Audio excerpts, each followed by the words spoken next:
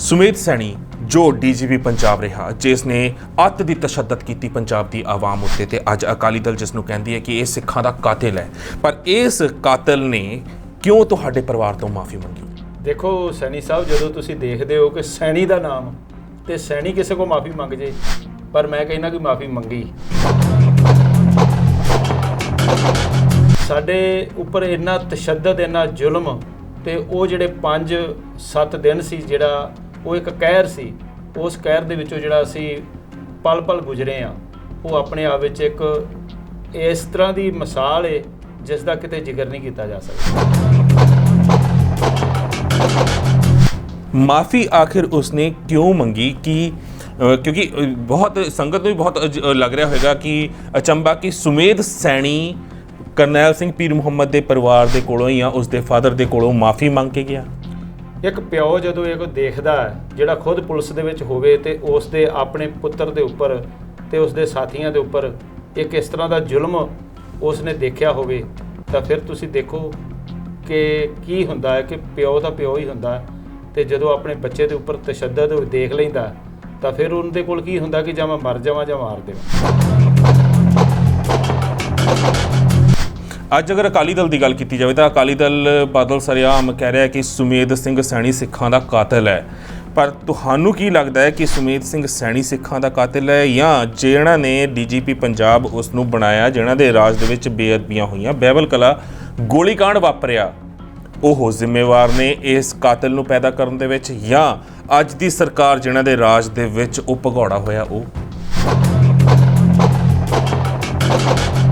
देखो सियासी आशावां तहत ਜਿਹੜੇ ਲੋਕ ਫੋਕੀ ਸ਼ੋਹਰਤ ਪ੍ਰਾਪਤ ਕਰਨ ਵਾਸਤੇ ਇਸ ਤਰ੍ਹਾਂ ਦੀਆਂ ਘਿਨਾਉਣੀਆਂ ਹਰਕਤਾਂ ਕਰਨ ਲਈ ਕੁਝ ਅਫਸਰ ਚੁਣਦੇ ਨੇ, ਮੈਂ ਸਮਝਦਾ ਉਹ ਜ਼ਿੰਮੇਵਾਰ, ਸਭ ਤੋਂ ਵੱਡੇ ਉਹ ਜ਼ਿੰਮੇਵਾਰ। पर बलवंत सिंह मुल्तानी ਨੂੰ ਜਿੰਨੀ ਤਸ਼ੱਦਦ ਦੇ ਕੇ ਮਾਰਿਆ ਗਿਆ, ਉਸਨੇ ਲੂੰ ਕੰਡੇ ਦੁਨੀਆ ਦੇ ਖੜੇ ਕਰ ਦਿੱਤੇ, ਤੇ ਹੁਣ ਹਰ ਕੋਈ ਚਾਹੁੰਦਾ ਹੈ ਕਿ ਉਸ ਦੇ ਕਾਤਿਲ ਨੂੰ ਸਜ਼ਾ ਹੋਵੇ।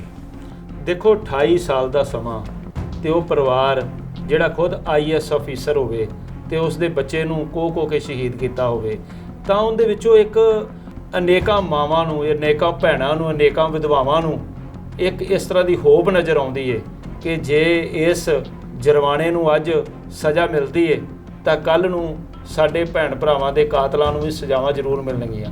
ਇਸ ਕਰਕੇ ਮੈਂ ਮਹਿਸੂਸ ਕਰਦਾ ਕਿ ਬਲਵੰਤ ਸਿੰਘ ਮੁਲਤਾਨੀ ਦਾ ਜਿਹੜਾ ਕੇਸ ਹੈ ਉਹ ਅੱਜ ਵਿਸ਼ਵ ਵਿਆਪੀ ਕੇਸ ਬਣ ਚੁੱਕਾ, ਉਵੇਂ ਹੀ ਜਿਵੇਂ ਭਾਈ ਜਸਵੰਤ ਸਿੰਘ ਖਾਲੜਾ ਦਾ ਕੇਸ ਸੀ। ਜਸਵੰਤ ਸਿੰਘ ਖਾਲੜਾ ਦੇ ਕੇਸ ਦੇ ਵਿੱਚ ਅਜੀਤ ਸਿੰਘ ਸੰਧੂ ਵਰਗੇ ਨੂੰ ਗੱਡੀ ਥੱਲੇ ਆ ਕੇ ਆਪਣਾ ਆਤਮ ਹੱਤਿਆ ਕਰਨੀ ਪਈ ਸੀ।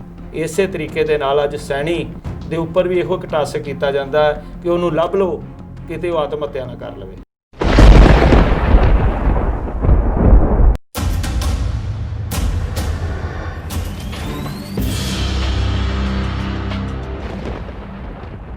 ਵਾਹਿਗੁਰੂ ਜੀ ਕਾ ਖਾਲਸਾ, ਵਾਹਿਗੁਰੂ ਜੀ ਕੀ ਫਤਿਹ। ਗੁਰਬਾਣੀ ਅਖੰਡ ਬਾਣੀ ਦੇਖ ਰਹੀਆਂ ਦੇਸ਼ ਵਿਦੇਸ਼ ਦੀਆਂ ਸੰਗਤਾਂ ਦਾ ਮੈਂ ਪ੍ਰੀਤ ਸੈਣੀ ਸਵਾਗਤ ਕਰਦਾ ਹਾਂ ਤੁਹਾਡੇ ਆਪਣੇ ਪਸੰਦੀਦਾ ਪ੍ਰੋਗਰਾਮ ਸਫਰੇ ਸਿੱਖੀਜ਼ਮ ਦੇ ਵਿੱਚ। 13 ਸਤੰਬਰ 1944 ਇਸ ਦਿਨ ਇੱਕ ਬਹੁਤ ਵੱਡੀ ਸੰਸਥਾ ਦੀ ਨੀਂਹ ਰੱਖੀ ਗਈ ਸੀ। ਉਸ ਸੰਸਥਾ ਸੀ ਆਲ ਇੰਡੀਆ ਸਿੱਖ ਸਟੂਡੈਂਟ ਫੈਡਰੇਸ਼ਨ, ਜਿਸ ਨੇ ਕੌਮ ਵਾਸਤੇ ਬਹੁਤ ਸ਼ਹਾਦਤਾਂ ਦਿੱਤੀਆਂ, ਕੁਰਬਾਨੀਆਂ ਦਿੱਤੀਆਂ, ਮਨੁੱਖੀ ਅਧਿਕਾਰਾਂ ਵਾਸਤੇ ਅੱਜ ਤੱਕ ਉਹ ਸੰਸਥਾ ਲਗਾਤਾਰ ਲੜ ਰਹੀ ਹੈ। 23 ਸਾਲ ਪ੍ਰਧਾਨ ਵਜੋਂ ਇਸ ਸੰਸਥਾ ਦੀ ਸੇਵਾ ਜਿਨ੍ਹਾਂ ਨੇ ਨਿਭਾਈ, ਤੇ ਹੁਣ ਵੀ ਸਰਪ੍ਰਸਤ ਨੇ ਜੋ ਇਸ ਸੰਸਥਾ ਦੇ, ਉਹ ਅੱਜ ਇਸ ਸ਼ੋਅ ਵਿੱਚ ਸਾਡੇ ਨਾਲ ਨੇ। ਆਓ ਪਹਿਲਾਂ ਇਹਨਾਂ ਦਾ ਸਵਾਗਤ ਕਰਦੇ ਹਾਂ, ਫਿਰ ਅੱਗੇ ਤੁਹਾਨੂੰ ਦੱਸਦੇ ਕਿ ਅੱਜ ਅਸੀਂ ਕਿਸ ਅਹਿਮ ਵਿਸ਼ੇ ਉੱਤੇ ਚਰਚਾ ਕਰਨ ਜਾ ਰਹੇ ਹਾਂ। ਭਾਈ ਕਰਨੈਲ ਸਿੰਘ ਜੀ ਪੀਰ ਮੁਹੰਮਦ, ਵਾਹਿਗੁਰੂ ਜੀ ਕਾ ਖਾਲਸਾ, ਵਾਹਿਗੁਰੂ ਜੀ ਕੀ ਫਤਿਹ। ਕਰਨੈਲ ਜੀ, ਪਹਿਲਾਂ ਤਾਂ 13 ਸਤੰਬਰ 1944, ਅੱਜ ਵੀ 13 ਸਤੰਬਰ ਦਾ ਦਿਨ ਹੈ।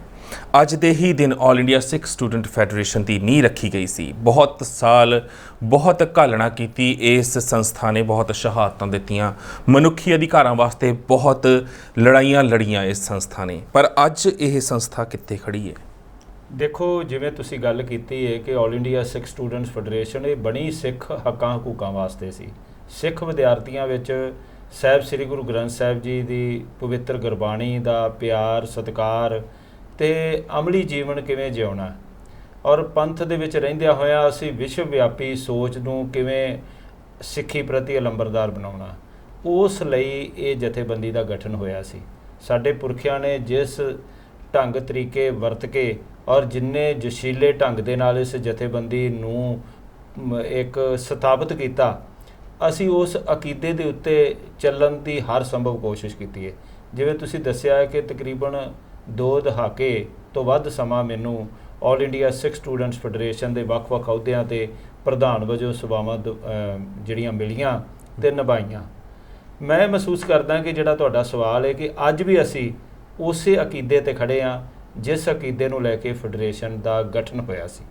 ਅਸੀਂ ਪੰਥ ਦੇ ਵਿੱਚ ਪਿਆਰ, ਸਤਿਕਾਰ, ਪਰਸਪਰ ਇੱਕ ਦੂਸਰੇ ਦੀ ਭਾਵਨਾ ਦਾ ਸਤਿਕਾਰ ਕਰਨਾ ਤੇ ਦੇਸ਼ ਦੁਨੀਆ ਦੇ ਅੰਦਰ ਸਿੱਖ ਕੌਮ ਨੂੰ ਦਰਪੇਸ਼ ਸਮੱਸਿਆਵਾਂ, ਚੁਣੌਤੀਆਂ ਦਾ ਮੁਕਾਬਲਾ ਕਿਵੇਂ ਕਰਨਾ, ਉਸ ਲਈ ਹਰ ਦਿਨ ਅੱਜ ਵੀ ਆਪਣੀ ਜਦੋਜਹਿਦ ਕਰ ਰਹੇ ਹਾਂ। ਤੇ ਹੁਣ ਸੰਗਤ ਜੀ ਤੁਹਾਨੂੰ ਦੱਸਣਾ ਚਾਹਾਂਗੇ ਕਿ ਅੱਜ ਦਾ ਸਾਡਾ ਟੌਪਿਕ ਕੀ ਹੈ, ਕਿਉਂਕਿ ਮਨੁੱਖੀ ਅਧਿਕਾਰਾਂ ਦੀ ਜਿੱਥੇ ਗੱਲ ਹੁੰਦੀ ਹੈ ਉੱਥੇ ਹੀ ਗੱਲ ਆ ਜਾਂਦੀ ਹੈ ਖਾਕੀ ਵਰਦੀ ਦੇ ਵਿੱਚ ਘੁੰਮ ਰਹੇ ਅਜਿਹੇ ਬੁੱਚੜਾਂ ਦੀ ਜਿਨ੍ਹਾਂ ਨੇ ਆਪਣੇ ਸਮੇਂ ਦੇ ਵਿੱਚ ਪੰਜਾਬ ਦੇ ਵੱਡੇ ਅਹੁਦੇ ਸਾਂਭ ਕੇ ਘਾਣ ਕੀਤੇ ਮਨੁੱਖਤਾ ਦੇ, ਸਿੱਖਾਂ ਨੂੰ ਤੜਪਾ ਕੇ ਬੇਮੌਤ ਮਾਰਿਆ। ਬਾਖੂਬ ਤੁਸੀਂ ਸਮਝ ਗਏ ਹੋਵੋਗੇ ਮੈਂ ਗੱਲ ਕਰ ਰਿਹਾ ਹਾਂ ਸੁਮੇਧ ਸੈਣੀ ਦੀ, ਐਕਸ DGP ਪੰਜਾਬ, ਜਿਨ੍ਹਾਂ ਨੇ ਜਿੰਨੀ ਬੁਰੀ ਤਰੀਕੇ ਦੇ ਨਾਲ ਬਲਵੰਤ ਸਿੰਘ ਮੁਲਤਾਨੀ ਨੂੰ ਮੌਤ ਦੇ ਘਾਟ ਉਤਾਰਿਆ। ਸਿਰਫ ਉਹੀ ਨਹੀਂ, ਲੁਧਿਆਣਾ ਦਾ ਵੀ ਇੱਕ ਪਰਿਵਾਰ ਹੈ, 3 ਜੀ ਉਹਨਾਂ ਦੇ ਚੱਕੇ ਬਹੁਤ ਬੁਰੀ ਤਰ੍ਹਾਂ, ਉਹਨਾਂ ਨੂੰ ਵੀ ਮੌਤ ਦੇ ਘਾਟ ਉਤਾਰਿਆ ਗਿਆ। ਦਿੱਲੀ ਕੋਰਟ ਦੇ ਵਿੱਚ ਉਹ ਕੇਸ ਵੀ ਚੱਲ ਰਿਹਾ ਹੈ।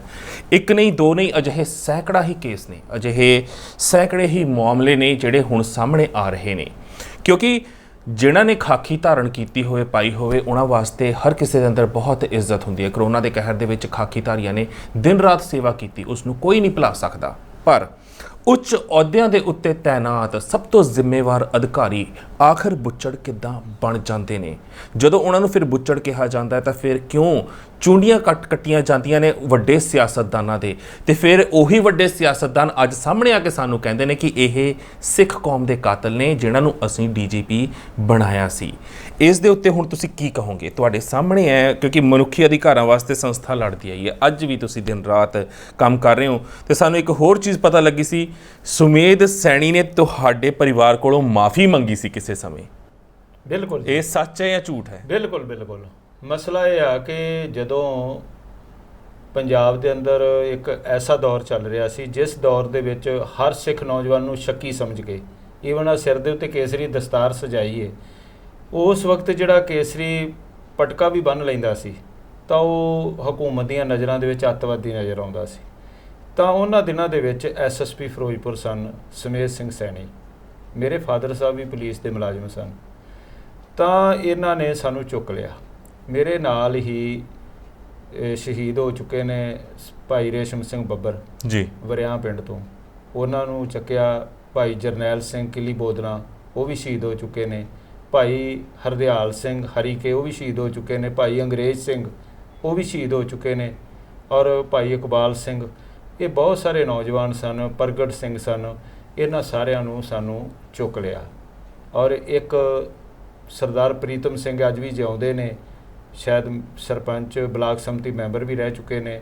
ਤਲਵੰਡੀ ਪਿੰਡ ਹੈ ਜਿੱਥੋਂ ਦੇ ਕਾਂਗਰਸੀ ਆਗੂ ਹਰਚਰਨ ਸਿੰਘ ਹੀਰੋ ਨੇ ਜੀ। ਤਾਂ ਉਸ ਵਕਤ ਜਦੋਂ ਸਾਨੂੰ ਚੱਕਿਆ ਤੇ SB ਚਾਂਦ ਸਨ, SP ਡਿਕਟੇਟਿਵ, ਉਹ CRPF ਦੇ ਵਿੱਚੋਂ ਆਏ ਸਨ। ਤਾਂ ਨਛੱਤਰ ਸਿੰਘ ਬਾਅਦ ਵਿੱਚ DSP ਰਿਟਾਇਰਡ ਹੋਏ ਨੇ, ਉਹ ਸਾਡੇ SHO ਸਨ ਮਹੂ ਪੁਲਿਸ ਸਟੇਸ਼ਨ ਦੇ ਜੀ। ਤਾਂ ਇਹਨਾਂ ਨੇ ਸਾਨੂੰ ਸ਼ੱਕ ਦੇ ਆਧਾਰ 'ਤੇ ਚੱਕਿਆ। ਲਗਾਤਾਰ 7 ਦਿਨ ਸਾਡੇ 'ਤੇ ਤਸ਼ੱਦਦ ਕਰਦੇ ਰਹੇ। ਤਸ਼ੱਦਦ ਇਸ ਕਦਰ ਕੀਤਾ, SSP ਸੈਣੀ ਰੋਜ਼ ਆਉਂਦੇ ਸੀ ਰਾਤ ਨੂੰ, ਤੇ ਉਹਨਾਂ ਦਾ ਅੰਦਾਜ਼ ਜਿਵੇਂ ਫਿਲਮਾਂ ਆਪਾਂ ਦੇਖਦੇ ਹਾਂ ਨਾ ਜੀ, ਫਿਲਮਾਂ ਦੇ ਵਿੱਚ ਜਿਵੇਂ ਸਿਰਗਟ ਪੀਂਦੇ ਰਹਿਣਾ ਤੇ ਤੁਸੀਂ ਕੁੱਟ ਨਾਲੇ ਚਾਹ ਪੀਂਦਾ ਸੀ, ਮੈਂ ਐਵੇਂ ਕਹਾਂ ਸ਼ਰਾਬ ਨਹੀਂ, ਚਾਹ ਪੀ ਰਿਹਾ ਹੁੰਦਾ ਸੀ। ਤਾਂ ਇਹ ਇਸ ਤਰ੍ਹਾਂ ਬੈਠ ਜਾਂਦਾ ਸੀ, ਇਸ ਤਰ੍ਹਾਂ। ਤਾਂ ਬਸ ਫਿਰ ਤਸ਼ੱਦਦ ਦਾ ਦੌਰ ਸ਼ੁਰੂ ਹੁੰਦਾ ਸੀ, ਘੰਟਾ 2 ਘੰਟੇ 1.5 ਘੰਟਾ ਜਿੰਨਾ ਵੀ। ਤੇ ਫਿਰ ਅਜਿਹਾ ਕੀ ਹੋਇਆ ਕਿ ਉਹਨਾਂ ਨੂੰ ਮਾਫੀ ਮੰਗਣੀ ਪਈ ਤੁਹਾਡੇ ਪਰਿਵਾਰ ਕੋਲੋਂ? ਕਿ ਜਦੋਂ ਸਾਡੇ ਤੇ ਲਗਾਤਾਰ 7 ਦਿਨ ਤਸ਼ੱਦਦ ਹੁੰਦਾ ਰਿਹਾ ਤਾਂ ਮੇਰੇ ਫਾਦਰ ਸਾਹਿਬ ਇੱਕ ਦਿਨ ਇਹਨਾਂ ਦੇ ਸਾਹਮਣੇ ਗਏ ਔਰ ਉਹਨਾਂ ਨੇ ਬੜੇ ਆਪਣੇ ਗੁੱਸੇ ਦੇ ਨਾਲ ਇਹਨਾਂ ਨੂੰ ਇਹ ਗੱਲ ਕਹੀ ਕਿ ਵੇਖੋ, ਮੈਂ ਵੀ ਪੁਲਿਸ ਮੁਲਾਜ਼ਮ ਹਾਂ ਅਤੇ ਤੁਸੀਂ ਮੇਰੇ ਬੇਟੇ ਦੀ ਕੁੱਟ ਕੇ ਡੱਡ ਲਾ ਦਿੱਤੀ ਹੈ ਅਤੇ ਕੀ ਗੁਨਾਹ ਕੀਤਾ? ਤਾਂ ਇਹਨਾਂ ਨੇ ਗੱਲ ਕਹੀ ਕਿ ਤੁਸੀਂ ਜਾ ਕੇ ਪੁੱਛਿਓ ਕਿ ਜੇ ਉਹਨਾਂ ਨੇ ਜੋ ਅਸੀਂ ਸ਼ੱਕ ਜ਼ਾਹਰ ਕਰ ਰਹੇ ਹਾਂ, ਜੇ ਉਹਨਾਂ ਦੇ ਵਿੱਚ ਨਹੀਂ ਇਨਵੋਲਵਮੈਂਟ ਹੈਗੀ ਤਾਂ ਤੁਸੀਂ ਇੱਕ ਦਿਨ ਹੀ ਗੱਲ, ਜਿੰਨੇ ਵੀ ਮੁੰਡੇ ਨਾਲ ਫੜੇ ਹੋਏ ਨੇ ਮੈਂ ਸਾਰੇ ਛੱਡ ਦਿਆਂਗਾ। ਓਕੇ। ਤੇ ਜਦੋਂ ਇਹਨਾਂ ਨੇ ਵੇਖੇ ਹਾਲਾਤ, ਪੁਲਿਸ ਵਾਲਿਆਂ ਨੇ ਕਿਹਾ ਕਿ ਆਪਾਂ ਛੱਡ ਨਹੀਂ ਸਕਦੇ ਕਿਉਂਕਿ ਉਹਨਾਂ ਦੀ ਇੰਨਾ ਜ਼ਿਆਦਾ ਤਸ਼ੱਦਦ ਕੁੱਟਮਾਰੀ ਹੋਇਆ ਨਹੀਂ ਪਿਆ ਕੀਤੀ ਹੋਈ ਸੀ। ਤੇ ਉਹ ਛੱਡਣ ਦੇ ਕਾਬਿਲ ਹੀ ਨਹੀਂ ਹੈਗੇ। ਉਹਨਾਂ ਦੇ ਜ਼ਖਮ ਨੇ, ਉਹਨਾਂ ਦੇ ਬਹੁਤ ਬੁਰੀ ਹਾਲਤ ਹੈ। ਤਾਂ ਉਸ ਵਕਤ ਇਹਨੇ ਮਾफ़ੀ ਮੰਗੀ ਫਾਦਰ ਸਾਹਿਬ ਕੋਲੋਂ, ਕਹਿੰਦਾ ਕਿ ਮੈਂ ਮਾफ़ੀ ਮੰਗਣਾ ਕਿ ਗਲਤ ਹੋ ਗਿਆ ਜੋ ਵੀ ਹੋਇਆ। ਉੱਥੇ ਹੀ ਗੱਲ ਨਹੀਂ ਬਸ, ਸਾਨੂੰ 2 ਵੈਨਾਂ ਦੇ ਵਿੱਚ ਪਾ ਕੇ ਘਰ ਲਿਆਂਦਾ ਗਿਆ। ਜਦੋਂ ਮਾਤਾ ਨੇ ਦੇਖਿਆ, ਪਰਿਵਾਰ ਨੇ ਦੇਖਿਆ, ਉਹਨਾਂ ਦੀਆਂ ਵਧਾਵਾਂ ਨਿਕਲੀਆਂ ਕਿ ਇੰਨਾ ਜ਼ੁਲਮ, ਇੰਨਾ ਤਸ਼ੱਦਦ ਕੀਤਾ ਗਿਆ। ਤਾਂ ਫਿਰ ਇਹ ਦੇਖੋ ਕਿ ਸਾਨੂੰ ਕੁਝ ਸਮੇਂ ਬਾਅਦ ਫਿਰ ਦੁਬਾਰਾ ਪੁਲਿਸ ਨੇ, ਉਦੋਂ ਕੋਈ ਹੋਰ ਐਸਐਸਪੀ ਆ ਗਿਆ, ਸ਼ਾਇਦ ਅਨਿਲ ਕੌਸ਼ਿਕ ਸੀ ਜੀ, ਉਹਨਾਂ ਨੇ ਚੱਕ ਕੇ ਸਾਡੇ ਉੱਤੇ 5 ਮੁਕੱਦਮੇ ਦਰਜ ਕਰ ਦਿੱਤੇ। ਈਵਨ ਜਿਹੜਾ ਉਸ ਵਕਤ ਦਾ ਐਸਐਚਓ ਸੀ ਮਖੂ, ਉਹ ਸਰਦਾਰ ਹਰਭਜਨ ਸਿੰਘ ਸੀ, ਸ਼ਾਇਦ ਹੁਣ ਕੋਈ ਵੱਡੇ ਅਫੀਸਰ ਬਣ ਗਏ ਹੋਣ, ਮੈਨੂੰ ਨਹੀਂ ਪਤਾ, ਪਰ ਉਦੋਂ ਉਹ ਇੰਸਪੈਕਟਰ ਸਨ। ਉਹਨਾਂ ਨੇ ਇਨਕਾਰ ਕਰ ਦਿੱਤੀ, ਕਹਿੰਦੇ ਮੈਂ ਨਹੀਂ ਪਰਚਾ ਦਰਜ ਕਰਨਾ। ਤਾਂ ਇੱਕ ਹੋਰ ਸ਼ੇਰ ਸਿੰਘ ਇੰਸਪੈਕਟਰ ਸੀ ਮੱਲਾਂ ਵਾਲਾ ਥਾਣੇ ਦਾ, ਉਹਨੇ ਕਿਹਾ ਜੀ ਮੈਂ ਕਰਨ ਨੂੰ ਤਿਆਰ ਹਾਂ, ਉੱਥੇ ਲੈ ਗਏ। ਪਰ ਉਦੋਂ ਸਾਨੂੰ ਕੋਈ ਸਾਡੇ ਤੇ ਉਹ ਨਹੀਂ ਕੀਤਾ, ਤਸ਼ੱਦਦ ਨਹੀਂ ਕੀਤਾ, ਸਾਨੂੰ ਜੇਲ੍ਹ 'ਚ ਭੇਜ ਦਿੱਤਾ ਗਿਆ।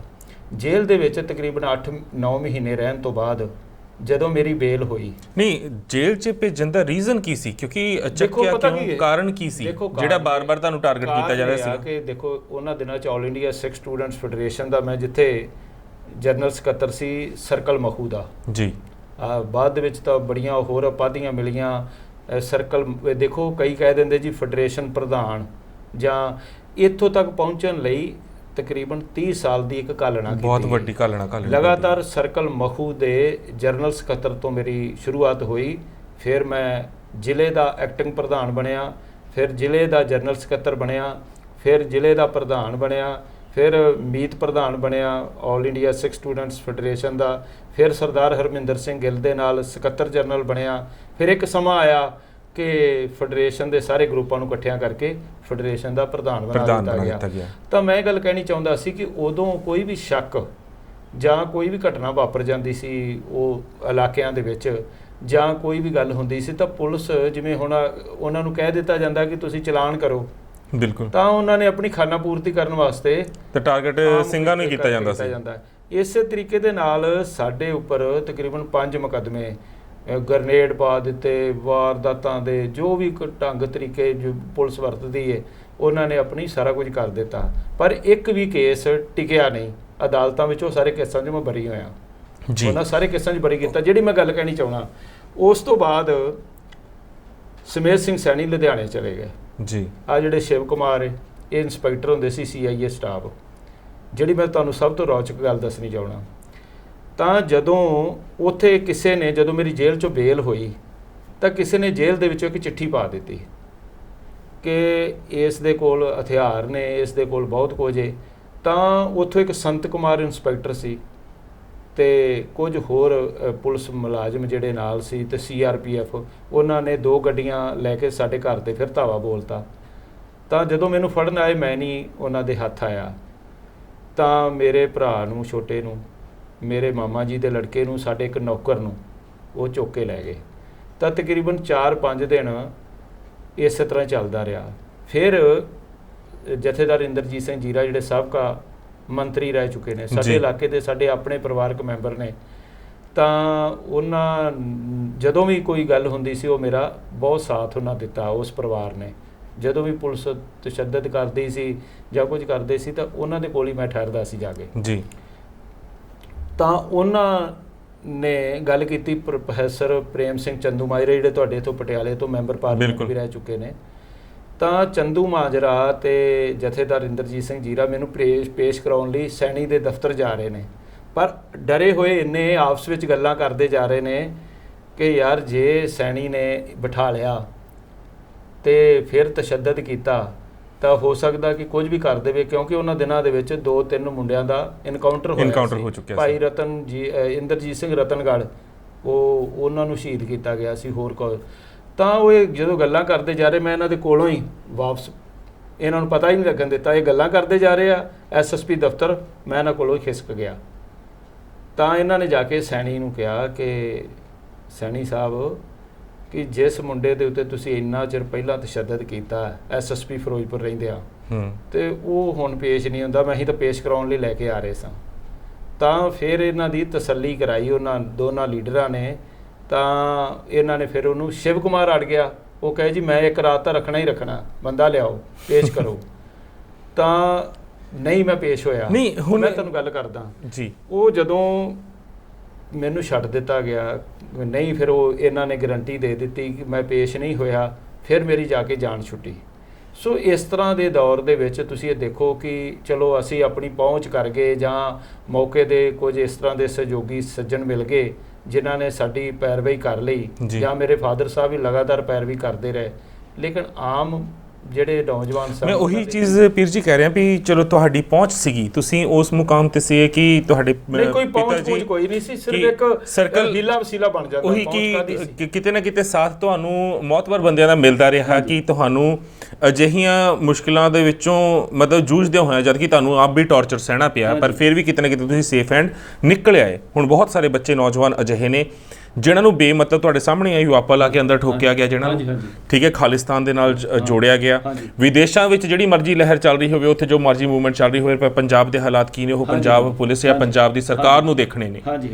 ਅਸੀਂ ਵਿਦੇਸ਼ੀਆਂ ਦੇ ਮੋਢੇ ਉੱਤੇ ਬੰਦੂਕ ਧਰ ਕੇ ਪੰਜਾਬ ਦੇ ਵਿੱਚ ਦੀ ਨੌਜਵਾਨੀ ਨੂੰ ਜੇਲ੍ਹਾਂ 'ਚ ਧੱਕ ਨਹੀਂ ਸਕਦੇ। ਬਿਲਕੁਲ ਜੀ, ਬਿਲਕੁਲ ਉਹਨੂੰ ਅਸੀਂ ਸਾਂਭਣਾ ਹੈ। ਢੰਗ ਤਰੀਕੇ ਗਲਤ ਨੇ। ਇਹ ਸਰਕਾਰਾਂ ਦੀਆਂ ਪਾਲਿਸੀਆਂ ਜਿਹੜੀਆਂ ਨੇ ਨਾ, ਇਹ ਸਮਝਣ ਦੀ ਇਹ ਲੋੜ ਹੈ ਕਿ ਸਭ ਤੋਂ ਮੇਨ ਗੱਲ ਇਹ ਆ ਕਿ ਮੇਰੀ ਬਹੁਤ ਸਾਰੇ ਅਫਸਰਾਂ ਨਾਲ ਹੁਣ ਵੀ ਗੱਲ ਹੁੰਦੀ ਹੈ ਜੀ ਕਿ ਤੁਸੀਂ ਅੱਤਵਾਦ, ਵੱਖਵਾਦ, ਦਹਿਸ਼ਤਗਰਦੀ ਸ਼ਬਦ ਜਿਹੜੇ ਬੜੇ ਵੱਡੇ ਆ ਕਿਸੇ ਨਾਂ ਦੇ ਨਾਲ ਜੋੜ ਦਿੰਦੇ ਹੋ। ਤਾਂ ਤੁਹਾਨੂੰ ਇਹ ਦੇਖਣਾ ਚਾਹੀਦਾ ਹੈ ਕਿ ਜਦੋਂ ਤੁਸੀਂ ਬਹੁਤ ਵੱਡੇ ਅਹੁਦਿਆਂ ਤੇ ਬੈਠੇ ਹੋ, ਜਿਵੇਂ ਆਪਣੇ ਪਰਿਵਾਰ ਦੇ ਮੈਂਬਰਾਂ ਬਾਰੇ ਸੋਚਦੇ ਹੋ ਜੀ, ਜਿਵੇਂ ਆਪਣੇ ਬੱਚਿਆਂ ਬਾਰੇ ਸੋਚਦੇ ਹੋ, ਤੁਸੀਂ ਪਬਲਿਕ ਬਾਰੇ ਉਸ ਤਰ੍ਹਾਂ ਸੋਚੋਗੇ, ਤੁਹਾਡਾ ਨਜ਼ਰੀਆ ਬਦਲੇਗਾ, ਤਾਂ ਪਬਲਿਕ ਦੇ ਵਿੱਚ ਇੱਕ ਇਸ ਤਰ੍ਹਾਂ ਦੀ ਸੇਫਟੀ ਆਵੇਗੀ ਜਿਹਦੇ ਕਰਕੇ ਪੁਲਿਸ ਦਾ ਇੱਕ ਭੈ ਅਪਰਾਧੀਆਂ ਨੂੰ ਹੋਣਾ ਚਾਹੀਦਾ, ਆਮ ਜਨਤਾ ਨੂੰ ਨਹੀਂ ਹੋਣਾ ਚਾਹੀਦਾ। ਆਮ ਜਨਤਾ ਜਿਹੜੀ ਹੈ ਉਹ ਜਦੋਂ ਪੁਲਿਸ ਨੂੰ ਦੇਖੇ ਤਾਂ ਇੱਕ ਸਤਿਕਾਰ ਹੋਣਾ ਚਾਹੀਦਾ, ਉਹ ਵਰਦੀ ਦਾ ਸਤਿਕਾਰ। ਅੱਜ ਤੁਸੀਂ ਜਿਵੇਂ ਗੱਲ ਕਹੀ ਹੈ, ਬਹੁਤ ਚੰਗੇ ਲੋਕ ਨੇ ਸਾਡੇ ਆਪਣੇ ਪਰਿਵਾਰ ਦੇ ਬੜੇ ਵੱਡੇ ਅਫਸਰ ਪੁਲਿਸ ਦੇ ਵਿੱਚ ਨੇ, ਪਰ ਜਦੋਂ ਸੈਣੀ ਵਰਗੇ ਡੀਜੀਪੀ ਅਹੁਦੇ ਉੱਤੇ ਰਹਿ ਕੇ ਬਲਵੰਤ ਸਿੰਘ ਮੁਲਤਾਨੀ ਵਰਗਿਆਂ ਨੂੰ ਹਿਰਾਸਤ 'ਚ ਲੈ ਕੇ ਇੰਨੀ ਪੀੜਾ ਦੇ ਕੇ, ਕਿਉਂਕਿ ਤੁਹਾਨੂੰ ਸਾਰੀ ਕਹਾਣੀ ਪਤਾ ਹੋਊਗੀ ਕਿ ਇਸ ਤਰੀਕੇ ਨਾਲ ਮਤਲਬ 3rd ਡਿਗਰੀ ਤੋਂ ਉੱਤੇ ਦਾ ਵੀ ਟੌਰਚਰ ਅਸੀਂ ਕਹਿ ਸਕਦੇ ਹਾਂ ਦੇ ਕੇ ਉਸ ਨੂੰ ਮੌਤ ਦੇ ਘਾਟ ਉਤਾਰਿਆ ਗਿਆ। ਅੱਜ ਪ੍ਰਦੀਪ ਵਿਰਕ ਕੇਸ ਲੜ ਰਿਹਾ ਹੈ ਤੇ ਕਿੰਨੀ ਵਾਰ ਉਸ ਨੂੰ ਜਿਹਨੇ ਆਪਣਾ IPS ਕਲੀਅਰ ਕਰਕੇ ਉਸ ਇਨਸਾਨ ਨੇ ਇਸ ਕਰਕੇ ਉਹ ਅਹੁਦਾ ਜੁਆਇਨ ਨਹੀਂ ਕੀਤਾ ਕਿ ਮੈਂ ਕਰਪਟ ਆਫੀਸਰਸ ਦੇ ਥੱਲੇ ਕੰਮ ਨਹੀਂ ਕਰ ਸਕਦਾ। ਦੇਖੋ ਗੱਲ ਇਹ ਆ ਕਿ ਕੋਈ ਵੀ ਮਨੁੱਖ ਜਿਹੜਾ ਉਹ ਕ੍ਰਿਮੀਨਲ ਨਹੀਂ ਹੁੰਦਾ।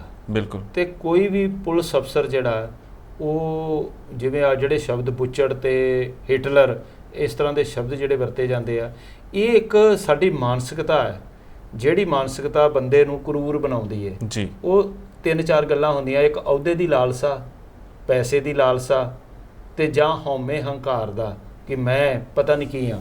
ਹੁਣ ਦੱਸੋ ਵਕਤ ਬਦਲਦਿਆਂ ਕੋਈ ਟਾਈਮ ਨਹੀਂ ਲੱਗਦਾ, ਠੀਕ ਹੈ, ਕਈ ਵਾਰੀ ਬਹੁਤ ਟਾਈਮ ਲੱਗ ਜਾਂਦਾ, ਪਰ ਤੁਸੀਂ ਦੇਖੋ 28-29 ਸਾਲਾਂ ਬਾਅਦ ਹਾਲਾਤ ਕੀ ਨੇ ਕਿ ਇੱਕ ਵਾਰ ਇਹ ਭੰਗੌੜੇ ਕਰ ਰਹੇ ਆ ਕਿਸੇ ਨੂੰ, ਬਿਲਕੁਲ, ਤੇ ਉਹਨਾਂ ਦੇ ਪਿੱਛੇ ਭੱਜਦੇ ਆ ਤੇ ਉਹਨਾਂ ਨੂੰ ਕਹਿੰਦੇ ਕਿ ਇਹ ਭੰਗੌੜਾ ਹੈ ਤੇ ਇਹਨਾਂ ਨੂੰ ਅਸੀਂ ਫੜਨਾ, ਇਹ ਨਾ ਕਾਬੂ ਆਏ ਇਹਨਾਂ ਦਾ ਪਰਿਵਾਰ ਫੜਾਂਗੇ। ਅੱਜ ਉਹਨਾਂ ਹਾਲਾਤਾਂ ਦੇ ਵਿੱਚੋਂ ਵੇਖੋ ਉਹ ਆਪ ਭੰਗੌੜਾ ਹੋਇਆ ਫਿਰਦਾ, ਆਪ ਭੰਗੌੜੇ ਆ ਤੇ ਪਰਿਵਾਰ ਵੀ ਭੰਗੌੜਾ ਹੈ ਤੇ ਉਹ ਸਾਰਾ ਪ੍ਰੋਸੈਸ ਇਹਨੂੰ ਕਹਿੰਦੇ ਆ ਸਮੇਂ ਦਾ ਚੱਕਰ ਵੀ। ਸਮੇਂ ਦਾ ਚੱਕਰ ਤਾਂ ਆਪਣੀ ਥਾਂ ਸਹੀ ਹੈ, ਪਰ ਅਗਰ ਸਿਆਸਤ ਵੱਲ ਦੇਖੀਏ, ਕਾਂਗਰਸ ਵੱਲ ਦੇਖੀਏ, ਅਕਾਲੀ ਦਲ ਵੱਲ ਦੇਖੀਏ, ਅਕਾਲੀ ਦਲ ਦੇ ਸਮੇਂ ਦੇ ਵਿੱਚ ਹੀ ਇਹ 91-92 ਦੀ ਅਗਰ ਗੱਲ ਕੀਤੀ ਜਾਏ, 92-93 ਦੀ, ਉਦੋਂ ਵੀ ਅਕਾਲੀ ਦਲ ਦੀ ਹੀ ਸਰਕਾਰ ਸੀਗੀ ਜਦੋਂ ਸੁਮੇਧ ਸੈਣੀ KPS ਗਿੱਲ ਦਾ ਰਾਈਟ ਹੈਂਡ ਬਣ ਕੇ ਸਾਹਮਣੇ ਆਇਆ ਸੀ, ਨਿੱਤਰ ਆਏ ਆ। ਤੇ ਉਦੋਂ ਤੋਂ ਲੈ ਕੇ ਹੁਣ ਤੱਕ ਅਗਰ ਦੇਖਿਆ ਜਾਵੇ ਤਾਂ ਸਰਕਾਰਾਂ ਤਾਂ ਦੋਨੋਂ ਹੀ ਰਾਜ ਦੇ ਵਿੱਚ ਰਹੀਆਂ ਨੇ, ਚਾਹੇ ਕਾਂਗਰਸ ਦੀ ਗੱਲ ਕੀਤੀ ਜਾਵੇ ਚਾਹੇ ਅਕਾਲੀ ਦਲ ਦੀ ਕੀਤੀ ਜਾਵੇ। ਤੇ ਅੱਜ ਅਕਾਲੀ ਦਲ ਸਾਹਮਣੇ ਆ ਕੇ ਹਿੱਕ ਠੋਕ ਕੇ ਵਿਰਸਾ ਸਿੰਘ ਬਲਟੋਹਾ ਵਰਗੇ ਇਹ ਗੱਲ ਕਹਿੰਦੇ ਨੇ ਕਿ ਜਿਹੜਾ ਸੁਮੇਧ ਸੈਣੀ ਹੈ ਉਹ ਸਿੱਖਾਂ ਦਾ ਕਾਤਲ ਹੈ। ਕੀ ਜਦੋਂ ਇਹ ਸੱਤਾ ਤੇ ਕਾਬਜ਼ ਸਨ ਉਦੋਂ ਨਹੀਂ ਸੀ ਪਤਾ ਕਿ ਇਹ ਸਿੱਖਾਂ ਦਾ ਕਾਤਲ ਹੈ? ਕੀ ਜਦੋਂ ਬਹਿਬਲ ਕਲਾਂ ਵਿਖੇ ਗੋਲੀ ਚੱਲੀ ਸੀ ਜਾਂ ਚਲਵਾਈ ਗਈ ਸੀ ਉਦੋਂ ਨਹੀਂ ਸੀ ਇਹਨਾਂ ਨੂੰ ਪਤਾ ਗੋਲੀ ਕਿ ਇਹਨਾਂ ਨੇ ਚਲਵਾਈ ਹੈ? ਜਾਂ ਹੁਣ ਕਿ ਅਕਾਲੀ ਦਲ ਵੀ ਸਾਰਾ ਭਾਂਡਾ ਸੁਮੇਧ ਸੈਣੀ ਉੱਤੇ ਭੰਨਣਾ ਚਾਹੁੰਦਾ ਆ, ਜੋ ਵੀ ਬਹਿਬਲ ਕਲਾਂ ਵਿਖੇ ਹੋਇਆ, ਜੋ ਬੇਅਦਬੀਆਂ ਹੋਈਆਂ, ਕਿ ਸਾਡਾ ਕੁਝ ਸੀਗਾ ਨਹੀਂ, ਕਿਉਂਕਿ ਹੁਕਮ ਤਾਂ ਕਿਸੇ ਨਾ ਕਿਸੇ ਨੇ ਦਿੱਤਾ ਸੀ ਗੋਲੀ ਚਲਾਉਣ ਦਾ। ਦੇਖੋ ਗੱਲ ਇਹ ਸੈਣੀ ਸਾਹਿਬ, ਸਭ ਤੋਂ ਮੇਨ ਗੱਲ ਇਹ ਆ ਕਿ ਜਿਹੜੀ ਤੁਸੀਂ 92-93 ਦੀ ਗੱਲ ਕੀਤੀ, ਉਦੋਂ ਤਾਂ ਬੇਅੰਤ ਸਿੰਘ ਦੀ ਸਰਕਾਰ ਸੀ, ਉਦੋਂ ਤਾਂ ਇਹਨਾਂ ਦਾ ਰੈਂਕ ਸੀ SSP ਸੁਮੇਧ ਸਿੰਘ ਸੈਣੀ ਦਾ, ਉਦੋਂ ਤਾਂ ਉਸ ਦੀਆਂ ਸਰਕਾਰਾਂ ਦੇ ਵਿੱਚ ਹੀ ਇਹ ਕੰਮ ਕਰਦਾ ਰਿਹਾ। ਲੇਕਿਨ ਜਿਹੜਾ ਸਮਾਂ ਅਕਾਲੀ ਦਲ ਦਾ ਆਇਆ, ਇਹ ਪਿਛਲੀ ਟਰਮ ਸੀ ਜੀ, ਜਦੋਂ 2002 ਦੇ ਬਾਅਦ ਜਿਹੜੀ ਸਰਕਾਰ ਬਣੀ ਹੈ, ਉਹ ਸਰਕਾਰ ਦੇ ਵਿੱਚ ਪ੍ਰਕਾਸ਼ ਸਿੰਘ ਬਾਦਲ ਹੋਰਾਂ ਨੇ ਇਹਨੂੰ DGP ਦਾ ਰੈਂਕ ਦਿੱਤਾ। ਉਹ ਕਿਉਂ ਰੈਂਕ ਦਿੱਤਾ? ਦੇਖੋ, ਇਸ ਤੋਂ ਪਹਿਲਾਂ ਕੈਪਟਨ ਅਮਰਿੰਦਰ ਸਿੰਘ ਦੀ ਸਰਕਾਰ ਸੀ ਜੀ, ਤਾਂ ਉਸ ਸਰਕਾਰ ਦੇ ਵਿੱਚ ਜਿਹੜਾ ਜੋ ਵੀ ਕੁਝ ਘਟਨਾਕ੍ਰਮ, ਤੁਹਾਨੂੰ ਪਤਾ ਪੋਲੀਟੀਕਲ ਵੈਂਡੈਂਟਾ ਜਿਹੜਾ ਉਹ ਚੱਲਦਾ ਰਹਿੰਦਾ, ਬਿਲਕੁਲ, ਤਾਂ ਉਸ ਦੇ ਤਹਿਤ ਉਦੋਂ ਉਹਨਾਂ ਨੇ ਪ੍ਰਕਾਸ਼ ਸਿੰਘ ਬਾਦਲ ਤੇ ਇਸ ਦੇ ਪਰਿਵਾਰ ਦੇ ਉੱਤੇ ਵਿਜੀਲੈਂਸ ਦੀਆਂ ਇਨਕੁਆਇਰੀਆਂ ਕੀਤੀਆਂ। ਉਹਨਾਂ ਨੇ ਕਿਹਾ ਕਿ ਆਹ ਫਾਈਲਾਂ ਨੇ, ਸਾਰਾ ਜੋ ਵੀ ਕੁਝ ਹੋਇਆ ਤੁਹਾਡੇ ਸਾਹਮਣੇ, ਗੁੜਗਾਉਂ ਦਾ ਹੋਟਲ ਦੀ ਗੱਲ ਕਰੋ ਜਾਂ ਹੋਰ ਗੱਲ ਕਰੋ, ਉਹ ਸਾਰਾ 3500 ਕਰੋੜ ਰੁਪਏ ਦਾ ਉਹਨਾਂ ਨੇ ਇਲਜ਼ਾਮ ਲਾਇਆ ਸੀ ਕਿ ਪੰਜਾਬ ਦਾ ਲੋਕਾਂ ਦਾ ਖੂਨ ਨਿਚੋੜ ਕੇ ਜਿਹੜਾ ਇਹਨਾਂ ਨੇ ਇੰਨੀ ਪ੍ਰਾਪਰਟੀ ਬਣਾਈ ਹੈ। ਪਰ ਉਹ ਬਾਅਦ ਦੇ ਵਿੱਚ ਉਹ ਕੇਸ ਜਿਹੜਾ ਜਿਨ੍ਹਾਂ ਲੋਕਾਂ ਕੋਲੋਂ ਕਰਵਾਇਆ ਸੀ, ਜਿਹੜੇ SSPਆਂ ਕੋਲੋਂ ਕਰਾਇਆ ਸੀ, ਜਦੋਂ ਬਾਦਲ ਦੀ ਸਰਕਾਰ ਬਣੀ ਤਾਂ ਉਹ ਸਾਰਿਆਂ ਕੋਲੋਂ ਵਾਅਦਾ ਮਾਫ ਗਵਾਹ ਬਣ ਕੇ ਉਹ ਮੁੱਕਰ ਗਏ। ਤਾਂ ਇਹ ਜਿਹੜੇ ਸੁਮੇਧ ਸੈਣੀ ਸੀ, ਪਹਿਲਾਂ ਤਾਂ ਇਹਨੂੰ DGP ਵਿਜੀਲੈਂਸ ਲਾਇਆ, DG ਵਿਜੀਲੈਂਸ ਲਾ ਕੇ, ਤੇ ਕੈਪਟਨ ਅਮਰਿੰਦਰ ਸਿੰਘ ਦੇ ਉੱਤੇ ਪਰਚੇ ਦਰਜ ਕੀਤੇ ਗਏ, ਸਿਟੀ ਸਕੈਂਡਲ ਘੁਟਾਲਾ ਬਣਾਇਆ, ਹੋਰ ਕਈ ਕੁਝ ਕੀਤਾ। ਫਿਰ ਬਾਅਦ ਦੇ ਵਿੱਚ ਇਹਨਾਂ ਨੂੰ DGP ਲਗਾ ਦਿੱਤਾ ਗਿਆ। ਤਾਂ ਮੈਂ ਮਹਿਸੂਸ ਕਰਦਾ ਕਿ ਚਾਹੇ ਕੈਪਟਨ ਅਮਰਿੰਦਰ ਸਿੰਘ ਦੀ ਸਰਕਾਰ ਹੈ ਜਾਂ ਇਹ ਸਰਕਾਰ ਹੈ ਜਾਂ ਇਸ ਤੋਂ ਪਹਿਲਾਂ ਬੇਅੰਤ ਸਿੰਘ ਦੀ ਸਰਕਾਰ ਹੈ, ਠੀਕ ਹੈ, ਲੋਕਾਂ ਦੀ ਨਜ਼ਰ ਦੇ ਵਿੱਚ ਸਰਕਾਰਾਂ ਬਣਦੀਆਂ ਨੇ ਡੈਮੋਕ੍ਰੈਟਿਕ ਢੰਗ ਦੇ ਨਾਲ, ਕਿ ਲੋਕਾਂ ਨੂੰ ਇਹ ਜਚਾਇਆ ਜਾਂਦਾ ਹੈ ਕਿ ਤੁਸੀਂ ਸਾਨੂੰ ਚੁਣਿਆ ਤਾਂ ਅਸੀਂ ਮੁੱਖ ਮੰਤਰੀ ਬਣੇ ਹਾਂ। ਪਰ ਸੈਂਟਰ ਜਿਹੜਾ, ਸੈਂਟਰ ਇਹਨਾਂ ਨੂੰ ਸੂਬੇਦਾਰਾਂ ਦੀ ਤਰ੍ਹਾਂ ਵਰਤਣ ਦੀ ਕੋਸ਼ਿਸ਼ ਕਰਦਾ ਹੈ। ਕਈ ਜਦੋਂ ਪਿਛਲੀ ਵਾਰੀ ਸਰਕਾਰ ਸੀ, captain Amarinder Singh as a ਮੁੱਖ ਮੰਤਰੀ ਕੰਮ ਕੀਤਾ, ਲੋਕਾਂ ਨੇ ਪਸੰਦ ਕੀਤਾ। ਲੇਕਿਨ ਇਸ ਵਾਰ ਕੈਪਟਨ ਅਮਰਿੰਦਰ ਸਿੰਘ ਦੇ ਉੱਪਰ ਕੁਐਸਚਨ ਮਾਰਕ ਕਿਉਂ ਲੱਗ ਰਿਹਾ? ਕਿਉਂਕਿ ਉਹ ਐਜ ਏ ਮੁੱਖ ਮੰਤਰੀ ਨਹੀਂ, ਐਜ ਏ ਸੈਂਟਰ ਦਾ ਇੱਕ ਜਿਵੇਂ ਕਹਿੰਦੇ ਨੁਮਾਇੰਦੇ ਦੇ ਤੌਰ ਦੇ ਉੱਤੇ ਉਹਨਾਂ ਨੂੰ ਵਰਤਿਆ ਜਾ ਰਿਹਾ। ਇਸੇ ਢੰਗ ਤਰੀਕੇ ਦੇ ਨਾਲ ਜਿਹੜੀ ਪ੍ਰਕਾਸ਼ ਸਿੰਘ ਬਾਦਲ ਦੀ ਸਰਕਾਰ ਸੀ, ਜਦੋਂ ਤੱਕ ਉਹ ਲੋਕਾਂ ਦੀ ਸਰਕਾਰ ਸੀ, ਲੋਕ ਉਹਨਾਂ ਨੂੰ ਵੋਟਾਂ ਵੀ ਪਾਉਂਦੇ ਰਹੇ, ਅਕਾਲੀ ਦਲ ਦੇ ਨਾਲ ਵੀ ਲੋਕ ਜੁੜੇ ਰਹੇ। ਲੇਕਿਨ ਜਦੋਂ ਸੈਂਟਰ ਦੀ ਸੂਬੇਦਾਰ ਸਰਕਾਰ ਬਣ ਗਈ, ਠੀਕ ਹੈ, ਤਾਂ ਫਿਰ ਤੁਸੀਂ ਦੇਖੋ ਹਸ਼ਰ ਕੀ ਹੋਇਆ। ਬਿਰਗਾੜੀ ਬਾਈਬਲ ਕਾਂਡ, ਸੈਣੀ ਵਰਗਿਆਂ ਨੇ ਨਿਹੱਥੀਆਂ ਸਿੱਖ ਸੰਗਤਾਂ ਦੇ ਉੱਤੇ, ਸਤਨਾਮ ਵਾਹਿਗੁਰੂ ਦਾ ਜਾਪ ਕਰਦੀਆਂ ਸੰਗਤਾਂ ਦੇ ਉੱਤੇ ਗੋਲੀ ਚਲਾਈ, ਬਿਲਕੁਲ ਤਸ਼ੱਦਦ ਕੀਤਾ। ਸਾਹਿਬ ਸ੍ਰੀ ਗੁਰੂ ਗ੍ਰੰਥ ਸਾਹਿਬ ਦੇ ਪਾਵਨ ਪਵਿੱਤਰ ਸਰੂਪ ਚੋਰੀ ਹੋਏ ਸੀ, ਦੋਸ਼ੀਆਂ ਨੂੰ ਸਜ਼ਾਵਾਂ ਦੇਣ ਦੀ ਬਜਾਏ ਸੰਗਤਾਂ ਜਿਹੜੀਆਂ ਮੰਗ ਕਰ ਰਹੀਆਂ ਸੀ ਸਾਡੇ ਗੁਰੂ ਸਾਹਿਬ ਦੀ ਬੇਅਦਬੀ ਕਿਹਨੇ ਕੀਤੀ ਹੈ, ਉਹਨਾਂ ਦੇ ਉੱਤੇ ਤਸ਼ੱਦਦ ਹੋਇਆ।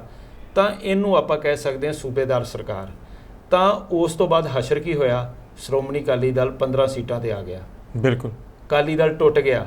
ਅੱਜ ਜਿਵੇਂ ਫੈਡਰੇਸ਼ਨ ਦੀ 76ਵੀਂ ਵਰ੍ਹੇਗੰਢ ਦੀ ਗੱਲ ਕਰ ਰਹੇ ਹਾਂ, ਇਵੇਂ ਸ਼੍ਰੋਮਣੀ ਅਕਾਲੀ ਦਲ ਦਾ ਵੀ ਸ਼ਾਨਾਮਤਾ ਇਤਿਹਾਸ ਰਿਹਾ ਜੀ। 99 ਸਾਲ ਪੂਰੇ ਹੋ ਗਏ ਸੀ ਪਿਛਲੇ ਸਾਲ, ਤੇ ਆ ਦਸੰਬਰ ਦੇ ਵਿੱਚ 14 ਨੂੰ ਜਿਵੇਂ ਆਪਾਂ ਵਰ੍ਹੇਗੰਢ ਮਨਾ ਰਹੇ ਹਾਂ, 14 ਦਸੰਬਰ 2020 ਨੂੰ ਇੱਕ ਸਦੀ ਦਾ ਇਤਿਹਾਸ ਹੋ ਜਾਣਾ, ਇੱਕ ਸਦੀ ਦਾ ਇਤਿਹਾਸ ਹੋ ਜਾਣਾ ਜੀ। ਤਾਂ ਇਸ ਇਤਿਹਾਸ ਦੇ ਵਿੱਚ ਜੇ ਸਭ ਤੋਂ ਕਾਲਾ ਦੌਰ ਮੰਨਿਆ ਜਾਏਗਾ, ਉਹ ਇਹ ਹੋਵੇਗਾ ਕਿ ਸ਼੍ਰੋਮਣੀ ਅਕਾਲੀ ਦਲ ਦੀ ਸਰਕਾਰ ਵੇਲੇ ਬਾਦਲ ਰਾਜ ਦਾ ਦੌਰ ਸਭ ਤੋਂ ਕਾਲਾ ਦੌਰ, ਤੇ ਉਹਦੇ ਵਿੱਚ ਸੁਮੇਧ ਸਿੰਘ ਸੈਣੀ ਵਰਗੇ DG ਤੇ ਉਹ ਆ ਕੰਮ ਕਰ ਰਹੇ ਨੇ। ਇੱਕ ਚੀਜ਼ ਹੋਰ ਜ਼ਿਹਨ ਦੇ ਵਿੱਚ ਆ ਰਹੀ ਹੈ ਕਿ ਹੁਣ ਅਗਰ ਸੁਮੇਧ ਸਿੰਘ ਸੈਣੀ ਦੀ ਗੱਲ ਚੱਲ ਰਹੀ ਹੈ, ਅਗਰ ਇੱਕ ਪਾਸੇ ਸੁਮੇਧ ਸਿੰਘ ਸੈਣੀ ਹੈ ਤੇ ਦੂਸਰੇ ਪਾਸੇ ਕੋਈ ਵੀ ਆਮ ਸਿੰਘ ਹੈ ਜਿਹਦੇ ਉੱਤੇ ਕੋਈ ਵੀ ਯੁਆਪਾ ਲਾ ਕੇ ਪਰਚਾ ਦਰਜ ਕੀਤਾ ਜਾਂਦਾ ਹੈ, ਜਾਂ ਕਤਲ ਦਾ ਵੀ ਪਰਚਾ ਦਰਜ ਹੁੰਦਾ ਹੈ, ਜਾਂ ਦੇਸ਼ ਵਿਰੋਧੀ ਗਤੀਵਿਧੀਆਂ ਦਾ ਦਰਜ ਹੁੰਦਾ ਹੈ, ਜੇਕਰ ਪੁਲਿਸ ਦੇ ਹੱਥੇ ਉਹ ਇਨਸਾਨ ਨਹੀਂ ਲੱਗਦਾ ਤਾਂ ਉਹਦਾ ਪੂਰਾ ਪਰਿਵਾਰ, ਜਿੱਦਾਂ ਤੁਸੀਂ ਦੱਸਿਆ ਕਿ ਤੁਹਾਡੇ ਪਰਿਵਾਰ ਨੂੰ ਵੀ ਟੌਰਚਰ ਕੀਤਾ ਗਿਆ, ਚੱਕ ਲਿੱਤਾ ਜਾਂਦਾ ਹੈ, ਜੋ ਵੀ ਮਿਲਦਾ ਉਹਨੂੰ ਚੱਕ ਲਿੱਤਾ ਜਾਂਦਾ ਹੈ।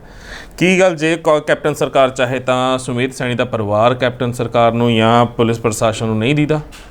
ਕੀ ਉਹਨਾਂ ਨੂੰ ਤਾਂ ਇਹੋ ਹੀ ਚਾਹੀਦਾ ਹੈ, ਜੈਸੇ ਕੋ ਤੈਸਾ, ਕਿ ਇੱਥੇ ਜਦੋਂ ਫਿਰ ਇਹਨੂੰ ਸਿਆਸੀ ਰਸੂਖ ਨਹੀਂ ਕਹਾਂਗੇ, ਕਾਨੂੰਨ ਸਭ ਲਈ ਇੱਕ ਹੋਣਾ ਚਾਹੀਦਾ। ਤਾਂ ਉਸ ਕਾਨੂੰਨ ਦੀ ਪਰਿਭਾਸ਼ਾ ਕਿਉਂ ਬਦਲ ਦਿੱਤੀ ਜਾਂਦੀ ਹੈ? ਕਾਨੂੰਨ ਦੀ ਜਦੋਂ ਪਰਿਭਾਸ਼ਾ ਬਦਲੀ ਜਾਂਦੀ ਹੈ ਤਾਂ ਫਿਰ ਸਾਡੇ ਵਰਗਿਆਂ ਨੂੰ ਗੁੱਸਾ ਵੀ ਆਉਂਦਾ ਜੀ। ਇਸੇ ਕਰਕੇ ਅਦਾਲਤਾਂ ਦੇ ਵਿੱਚ ਜੁੱਤੀਆਂ ਵੀ ਚੱਲਦੀਆਂ, ਇਸੇ ਕਰਕੇ ਫਿਰ ਸਾਡੇ ਤੇ ਮੁਕੱਦਮੇ ਵੀ ਬਣਦੇ ਆ। ਮੈਂ ਇਹ ਗੱਲ ਕਹਿਣੀ ਚਾਹੁੰਦਾ ਕਿ ਇਹ ਦੇਖੋ ਇਹ ਹਾਲਾਤ ਕਿਉਂ ਬਣ ਰਹੇ ਨੇ। ਇਹਨਾਂ ਹਾਲਾਤਾਂ ਦੇ ਵਿੱਚ ਇੱਕ ਮਨੁੱਖ ਹੈ ਜਿਹੜਾ, ਚਾਹੇ ਤੁਸੀਂ ਹੋ, ਚਾਹੇ ਮੈਂ ਆ, ਚਾਹੇ ਸਮੇਤ ਸਿੰਘ ਸੈਣੀ ਹੈ, ਤੇ ਚਾਹੇ ਕੋਈ ਆਮ ਮਨੁੱਖ ਹੈ, ਹਰ ਬੰਦੇ ਨੂੰ ਇਹ ਪਤਾ ਕਿ ਮੇਰੀ ਮੌਤ ਤੈਅ ਆ, ਅਟੱਲ ਸੱਚਾਈ ਹੈ। ਪਰ ਅਸੀਂ ਆਪਣੀ ਜ਼ਿੰਦਗੀ ਦੇ ਵਿੱਚ ਕਿਹੜੇ ਚੰਗੇ ਕੰਮ ਕਰ ਰਹੇ ਹਾਂ? ਕੀ ਅਸੀਂ ਆਪਣੀ ਜ਼ਿੰਦਗੀ ਦੇ ਵਿੱਚ ਹਵਾਨ ਤਾਂ ਨਹੀਂ ਬਣੇ? ਕੀ ਅਸੀਂ ਆਪਣੀ ਜ਼ਿੰਦਗੀ ਦੇ ਵਿੱਚ ਲੋਕਾਂ ਦੇ ਮਸੀਹਾ ਬਣ ਕੇ ਕੰਮ ਕਰ ਰਹੇ ਹਾਂ? ਕੀ ਅਸੀਂ ਲੋਕਾਂ ਦੀਆਂ ਭਾਵਨਾਵਾਂ ਦਾ ਖਿਆਲ ਕੀਤਾ? ਜੇ ਅਸੀਂ ਆਪਣੇ ਪਰਿਵਾਰ ਦੀ ਸੇਫਟੀ ਚਾਹੁੰਦੇ ਹਾਂ, ਆਪਣੇ ਪਰਿਵਾਰ ਪ੍ਰਤੀ ਅਸੀਂ ਸਮਰਪਿਤ ਹੁੰਦੇ ਹਾਂ ਕਿ ਸਾਡੇ ਪਰਿਵਾਰ ਨੂੰ ਤੱਤੀ ਵਾਹ ਨਾ ਲੱਗੇ, ਤਾਂ ਅਸੀਂ ਲੋਕਾਂ ਦੇ ਪਰਿਵਾਰ ਬਰਬਾਦ ਕਰਨ ਦਾ ਕਿਵੇਂ ਹੱਕ ਰੱਖਦੇ ਹਾਂ? ਇਹ ਸਭ ਤੋਂ ਵੱਡੀ ਇੱਕ ਜ਼ੁਲਮ ਦੀ ਦਾਸਤਾਨ ਸੀ, ਜਿਸ ਦੇ ਵਿੱਚ ਇਕੱਲਾ ਸਮੇਤ ਸਿੰਘ ਸੈਣੀ ਨਹੀਂ, ਇੱਕ ਮਾਨਸਿਕਤਾ ਕੰਮ ਕਰਦੀ ਹੈ ਬਹੁਤ। ਉਹ ਮਾਨਸਿਕਤਾ ਜਿਹੜੀ ਫਿਰਕਾ ਪ੍ਰਸਤ ਸੋਚ ਹੈ, ਜਿਹੜੀ ਚਾਹੁੰਦੀ ਹੈ ਕਿ ਕੋਈ ਵੀ ਹੱਕ, ਸੱਚ ਤੇ ਨਿਆਂ ਦੀ ਗੱਲ ਕਰੇ ਤਾਂ ਉਹਨੂੰ ਆਪਣੇ ਬੂਟਾਂ ਥੱਲੇ ਦਰੜ ਦਿੱਤਾ ਜਾਵੇ। ਇਹ ਅੱਜ ਦਾ ਨਹੀਂਗਾ, ਇਹ ਪਿਛਲੇ ਸਮੇਂ ਤੋਂ। ਜਦੋਂ ਆਪਾਂ ਹਿਟਲਰ ਦੀ ਗੱਲ ਕਰਦੇ ਹਾਂ ਤਾਂ ਤੁਸੀਂ ਦੇਖੋ ਉਹਦਾ ਜ਼ੁਲਮ। ਜਦੋਂ ਅਸੀਂ ਅਬਦਾਲੀ ਦੀ ਗੱਲ ਕਰਦੇ ਹਾਂ, ਜਦੋਂ ਮੱਸੇ ਰੰਗੜ ਦੀ ਗੱਲ ਕਰਦੇ ਹਾਂ, ਜਦੋਂ ਇੰਦਰਾ ਗਾਂਧੀ ਦੀ ਗੱਲ ਕਰਦੇ ਹਾਂ, ਜਦੋਂ ਬੇਅੰਤ ਸਿੰਘ ਦੀ ਗੱਲ ਕਰਦੇ ਹਾਂ, ਇਹ ਇੱਕ ਆਪਣਾ ਦੌਰ ਹੈ। ਹਰ ਦੌਰ ਦੇ ਵਿੱਚ ਜਿਹੜਾ ਵੀ ਬੰਦਾ ਆ ਹੁਣ ਜਿਹੜਾ ਪਰ ਸਿਆਸੀ ਰਸੂਖ ਤੋਂ ਬਿਨਾਂ ਜਾਂ ਸਿਆਸੀ ਸ਼ਹਿ ਤੋਂ ਬਿਨਾਂ ਤਾਂ ਇਹ ਚੀਜ਼ ਪੋਸੀਬਲ ਨਹੀਂ ਹੈ। ਇਹ ਤਾਂ ਤੁਸੀਂ ਵੀ ਹਰ ਬੰਦੇ ਨੂੰ, ਹਰ ਅੱਜ ਪੁਲਿਸ ਅਫਸਰ, ਤੁਹਾਡਾ ਕੀ ਇਰਾਦਾ, ਸੋਚਦੇ ਨਹੀਂ ਹੋਣਗੇ, ਮੁਲਾਜ਼ਮ ਸੋਚਦੇ ਨਹੀਂ ਹੋਣਗੇ ਕਿ ਜੇ ਸਾਡੇ ਏਡੇ ਵੱਡੇ ਅਫਸਰ ਡੀਜੀ ਨੂੰ, ਉਹਨੂੰ ਵੀ ਹੱਥਕੜੀਆਂ ਲੱਗ ਸਕਦੀਆਂ, ਉਹਨੂੰ ਵੀ ਭੰਗੌੜਾ ਕਰਾਰ ਪੈ ਸਕਦਾ ਜੀ, ਆਫੈਂਡਰ ਦੇ ਤੌਰ ਦੇ ਉੱਤੇ ਉਹਨੂੰ ਦੁਨੀਆ ਦੇ ਵਿੱਚ ਗੁਜ਼ਰਨਾ ਪੈ ਸਕਦਾ, ਤਾਂ ਕੀ ਸਾਡੇ ਵਾਸਤੇ ਇਹ ਹੱਥਕੜੀ ਨਹੀਂ ਲੱਗ ਸਕਦੀ? ਸੋ ਕਾਨੂੰਨ ਸਭ ਵਾਸਤੇ, ਕਿ ਮੈਂ ਅੱਗੇ ਵੀ ਗੱਲ ਕਰਦਾ, ਕਾਨੂੰਨ ਜਿਹੜਾ ਹੈ ਉਹ ਇੱਕ ਬੜੀ ਵੱਡੀ ਮਜ਼ਬੂਤ ਚੀਜ਼ ਹੈ, ਉਹਦਾ ਹਰ ਇੱਕ ਨੂੰ ਪਾਲਣਾ ਕਰਨੀ ਚਾਹੀਦੀ। ਬਿਲਕੁਲ, ਪਰ ਉਸ ਦੀ ਮਜ਼ਬੂਤੀ ਦੀ ਇੱਜ਼ਤ ਤਾਂ ਹੋਏਗਾ, ਉਸ ਦੀ ਇੱਜ਼ਤ ਤਾਂ ਲੋਕ ਕਰਨਗੇ, ਸੰਗਤ ਤਾਂ ਕਰੇਗੀ ਨਾ, ਜੇ ਉਸ ਦਾ ਦਾਰੋਮਦਾਰ ਸਾਰਿਆਂ ਵਾਸਤੇ ਇੱਕੋ ਹੀ ਪੈਮਾਨੇ ਤੇ ਤੈਅ ਕੀਤਾ ਜਾਵੇ। ਪਰ ਤੁਹਾਡੇ ਵਾਸਤੇ ਕੋਈ ਹੋਰ ਤੇ ਮੇਰੇ ਵਾਸਤੇ ਤੱਕੜੀ ਹੈ ਜੀ, ਤੱਕੜੀ ਦਾ ਸ਼ਾਬਾ ਜੇ ਇੰਜ ਟੇਢਾ ਹੋਏਗਾ ਤਾਂ ਕਦੀ ਇਨਸਾਫ ਦੀ ਗੱਲ ਨਹੀਂ ਹੋਏਗੀ। ਉਸ ਦਾ ਸ਼ਾਬੇ ਬਰਾਬਰ ਹੋਣੇ ਚਾਹੀਦੇ। ਔਰ ਇਸੇ ਕਰਕੇ ਕਿ ਤੁਸੀਂ ਦੇਖੋ ਪੱਟੀ ਬੰਨੀ ਹੁੰਦੀ ਹੈ, ਕਾਨੂੰਨ ਦੇ ਦਾਤੇ ਦੇ ਪੱਟੀ ਬੰਨੀ ਹੁੰਦੀ ਹੈ ਕਿ ਉਹ ਮੈਂ ਅੰਨਾ, ਮੇਰੇ ਸਾਹਮਣੇ ਫੈਕਟਸ ਐਂਡ ਫਿਗਰ ਰੱਖੋ ਤਾਂ ਮੈਂ ਉਹਦੇ ਉੱਤੇ ਕੰਮ ਕਰਾਂ। ਹੁਣ ਸ਼੍ਰੋਮਣੀ ਅਕਾਲੀ ਦਲ ਟਕਸਾਲੀ ਦੀ ਅਗਰ ਗੱਲ ਕੀਤੀ ਜਾਵੇ, ਤੁਸੀਂ ਜਨਰਲ ਸਕੱਤਰ ਵਜੋਂ ਸ਼੍ਰੋਮਣੀ ਅਕਾਲੀ ਦਲ ਟਕਸਾਲੀ ਦੇ ਵਿੱਚੋਂ, ਕਿਉਂਕਿ ਪੰਜਾਬ ਨੂੰ ਹੁਣ ਇੱਕ ਤੀਜਾ ਬਦਲ ਚਾਹੀਦਾ ਹੈ ਤੇ ਹਰ ਕੋਈ ਤੀਜਾ ਬਦਲ ਲੱਭ ਰਿਹਾ ਹੈ। ਆਮ ਆਦਮੀ ਪਾਰਟੀ ਨੂੰ ਬਹੁਤ ਉਮੀਦਾਂ ਦੇ ਨਾਲ ਪੰਜਾਬ ਦੇ ਵਿੱਚ ਲੋਕਾਂ ਨੇ ਦੇਖਿਆ ਸੀ, ਪਰ ਜਿੱਦਾਂ ਆਮ ਆਦਮੀ ਪਾਰਟੀ ਦਾ ਝਾੜੂ ਤੀਲਾ ਹੋ ਕੇ ਖਿਲ ਰਿਹਾ, ਉਹ ਵੀ ਦੁਨੀਆ ਦੇ ਸਾਹਮਣੇ ਹੈ। ਹੁਣ ਤੁਹਾਨੂੰ ਕੀ ਲੱਗਦਾ ਕਿ ਅਗਰ ਸ਼੍ਰੋਮਣੀ ਅਕਾਲੀ ਦਲ ਟਕਸਾਲੀ ਦੇ ਉੱਤੇ ਪੰਜਾਬ ਦੀ ਆਵਾਮ ਭਰੋਸਾ ਕਰਦੀ ਹੈ ਤਾਂ ਕੀ ਬਦਲਾਵ ਹੋਣਗੇ ਜਿਹੜੇ ਤੁਹਾਡੀ ਪਾਰਟੀ ਵੱਲੋਂ ਪਹਿਲ ਦੇ ਆਧਾਰ 'ਤੇ ਕੀਤੇ ਜਾਣਗੇ? ਕੀ ਬੇਅਦਬੀਆਂ ਦੇ ਦੋਸ਼ੀ ਸਲਾਖਾਂ ਪਿੱਛੇ ਜਾਣਗੇ? ਕੀ ਨਸ਼ੇ ਦਾ ਵਗਦਾ ਹੜ੍ਹ ਰੁਕੇਗਾ? ਕੀ ਵੱਡੇ ਸਿਆਸਤਦਾਨ ਜਿਹੜੇ ਉੱਚ ਅਹੁਦਿਆਂ 'ਤੇ ਬੈਠੇ ਨੇ, ਜਿਹਨਾਂ ਦਾ ਪਤਾ ਹੈ ਕਿ ਇਹ ਕਾਤਲ ਨੇ, ਜਾਂ ਜਿਹੜੇ ਵੱਡੇ ਪੁਲਿਸ ਆਫੀਸਰ ਜਿਹਨਾਂ ਦਾ ਸਰੇਆਮ ਪਤਾ ਹੈ, ਜਿਹਨਾਂ ਦੇ ਗਵਾਹ ਸਾਡੇ ਕੋਲ ਨੇ, ਕਿਉਂਕਿ ਤੁਸੀਂ ਮਨੁੱਖੀ ਅਧਿਕਾਰਾਂ ਵਾਸਤੇ ਲੜਦੇ ਆਏ ਹੋ ਅੱਜ ਤੱਕ, ਸਭ ਕੁਝ ਸਾਡੇ ਕੋਲ, ਤੇ ਪਰ ਅਸੀਂ ਤਰੀਕਾ ਪੈਣ ਦਾ ਇੰਤਜ਼ਾਰ ਨਹੀਂ ਕਰਾਂਗੇ। ਅਸੀਂ ਉਹਨਾਂ ਦੇ ਖਿਲਾਫ ਪਰਚੇ ਦੇ ਕੇ ਤੇ ਸਖਤ ਕਾਨੂੰਨੀ ਕਾਰਵਾਈ ਤੁਰੰਤ ਕਰਵਾਉਣ ਦੀ ਕੋਸ਼ਿਸ਼ ਕਰਾਂਗੇ। ਕੀ ਕੁਝ ਅਜਿਹਾ ਤੁਸੀਂ ਬਣਾਇਆ ਹੈ ਮੈਪ? ਬਿਲਕੁਲ, ਦੇਖੋ ਜਿਹੜਾ ਸ਼੍ਰੋਮਣੀ ਅਕਾਲੀ ਦਲ ਟਕਸਾਲੀ ਹੈ, ਉਹ ਇੱਕ ਐਸੀ ਵਿਚਾਰਧਾਰਾ ਦਾ ਨਾਮ ਹੈ ਜਿਹੜੀ 1920 ਦੇ ਵਿੱਚ 14 ਦਸੰਬਰ ਨੂੰ ਗਠਿਤ ਕੀਤੀ ਗਈ ਸੀ ਜੀ। ਤਾਂ ਜਿਹੜੀ ਸਾਡੀ ਲੀਡਰਸ਼ਿਪ ਹੈ, ਜਿਸ ਦੀ ਅਗਵਾਈ ਸ਼੍ਰੋਮਣੀ ਅਕਾਲੀ ਦਲ ਦੇ ਤੌਰ ਤੇ ਪ੍ਰਕਾਸ਼ ਸਿੰਘ ਬਾਦਲ ਜਾਂ ਉਸ ਤੋਂ ਬਾਅਦ ਸੁਖਬੀਰ ਸਿੰਘ ਬਾਦਲ ਨੇ ਕੀਤੀ, ਉਹਨਾਂ ਕੋਲੋਂ ਇਤਿਹਾਸਕ ਗਲਤੀਆਂ ਹੋਈਆਂ। ਉਹਨਾਂ ਗਲਤੀਆਂ ਕਰਕੇ ਬ੍ਰਹਮਪੁਰਾ ਸਾਹਿਬ ਬਾਹਰ ਆਏ, ਉਹਨਾਂ ਗਲਤੀਆਂ ਕਰਕੇ ਢੀਂਡਸਾ ਸਾਹਿਬ ਬਾਹਰ ਆਏ, ਉਹਨਾਂ ਗਲਤੀਆਂ ਕਰਕੇ ਹੋਰ ਜਿੰਨੇ ਵੀ ਸਾਹਿਬ ਨੇ ਅਕਾਲੀ ਦਲ ਦੇ ਵੱਡੇ ਲੀਡਰ, ਉਹ ਸਾਰੇ ਇਕੱਲੇ ਕਰਕੇ ਬਾਹਰ ਆਏ। ਮੈਂ ਮਹਿਸੂਸ ਕਰਦਾ ਕਿ ਸ਼੍ਰੋਮਣੀ ਅਕਾਲੀ ਦਲ ਟਕਸਾਲੀ ਅੱਜ ਜਿਸ ਢੰਗ ਦੇ ਨਾਲ ਅਸੀਂ ਕੰਮ ਕਰ ਰਹੇ ਹਾਂ, ਤੇ ਅਸੀਂ ਪਹਿਲਾਂ ਵੀ ਕੋਸ਼ਿਸ਼ ਕੀਤੀ ਸੀ ਪਾਰਲੀਮੈਂਟ ਚੋਣਾਂ ਦੇ ਦਰਮਿਆਨ, ਜਦੋਂ ਚੋਣਾਂ ਆਈਆਂ 2019 ਦੇ ਵਿੱਚ, ਲਗਾਤਾਰ ਅਸੀਂ ਇੱਕ ਜਦੋਜਹਿਦ ਕੀਤੀ ਕਿ ਕਿਸੇ ਵੀ ਤਰੀਕੇ ਦੇ ਨਾਲ ਪੰਜਾਬ ਦੇ ਅੰਦਰ ਤੀਸਰਾ ਬਦਲ ਬਣੇ। ਤਾਂ ਅਸੀਂ ਸਾਰਿਆਂ ਨੂੰ ਨਾਲ ਲੈ ਕੇ ਚੱਲਣ ਦੀ ਕੋਸ਼ਿਸ਼ ਕੀਤੀ, ਪਰ ਸਾਡੇ ਕੁਝ ਕਾਲੇ ਲੀਡਰ ਜਾਂ ਜਿਨ੍ਹਾਂ ਦੇ ਅੰਦਰ ਇੱਕ ਇਸ ਤਰ੍ਹਾਂ ਦੀ ਭਾਵਨਾ ਸੀ ਕਿ ਅਸੀਂ ਰਾਤੋਂ ਰਾਤ ਕੁਝ ਬਣ ਜਾਈਏ, ਕੁਰਸੀ ਤੇ ਕਾਬਜ਼ ਹੋ ਜਾਈਏ, ਉਹਨਾਂ ਨੇ ਸਾਰਿਆਂ ਨੂੰ ਹੀ ਡੋਬ ਕੇ ਰੱਖ ਦਿੱਤਾ। ਪਰ ਹੁਣ ਫੂਕ ਕੇ ਪੈਰ ਰੱਖੇ ਜਾ ਰਹੇ ਆ, ਤੇ ਹੁਣ ਤੋਂ ਹੀ ਬੰਤਰ ਬਣ ਰਹੀ ਹੈ। ਢੀਂਡਸਾ ਸਾਹਿਬ, ਬ੍ਰਹਮਪੁਰਾ ਸਾਹਿਬ, ਜਿੰਨੇ ਸਾਡੇ ਹੋਰ ਲੀਡਰ ਨੇ, ਖਹਿਰਾ ਸਾਹਿਬ, ਬੈਂਸ ਬ੍ਰਦਰ ਨੇ, ਧਰਮਵੀਰ ਗਾਂਧੀ ਨੇ, ਆਮ ਆਦਮੀ ਪਾਰਟੀ ਦੇ ਵਿੱਚ ਬਹੁਤ ਸਾਰੇ ਚੰਗੇ ਲੀਡਰ ਨੇ ਜਿਹੜੇ ਲਗਾਤਾਰ ਸਾਡੇ ਸੰਪਰਕ ਦੇ ਵਿੱਚ ਨੇ।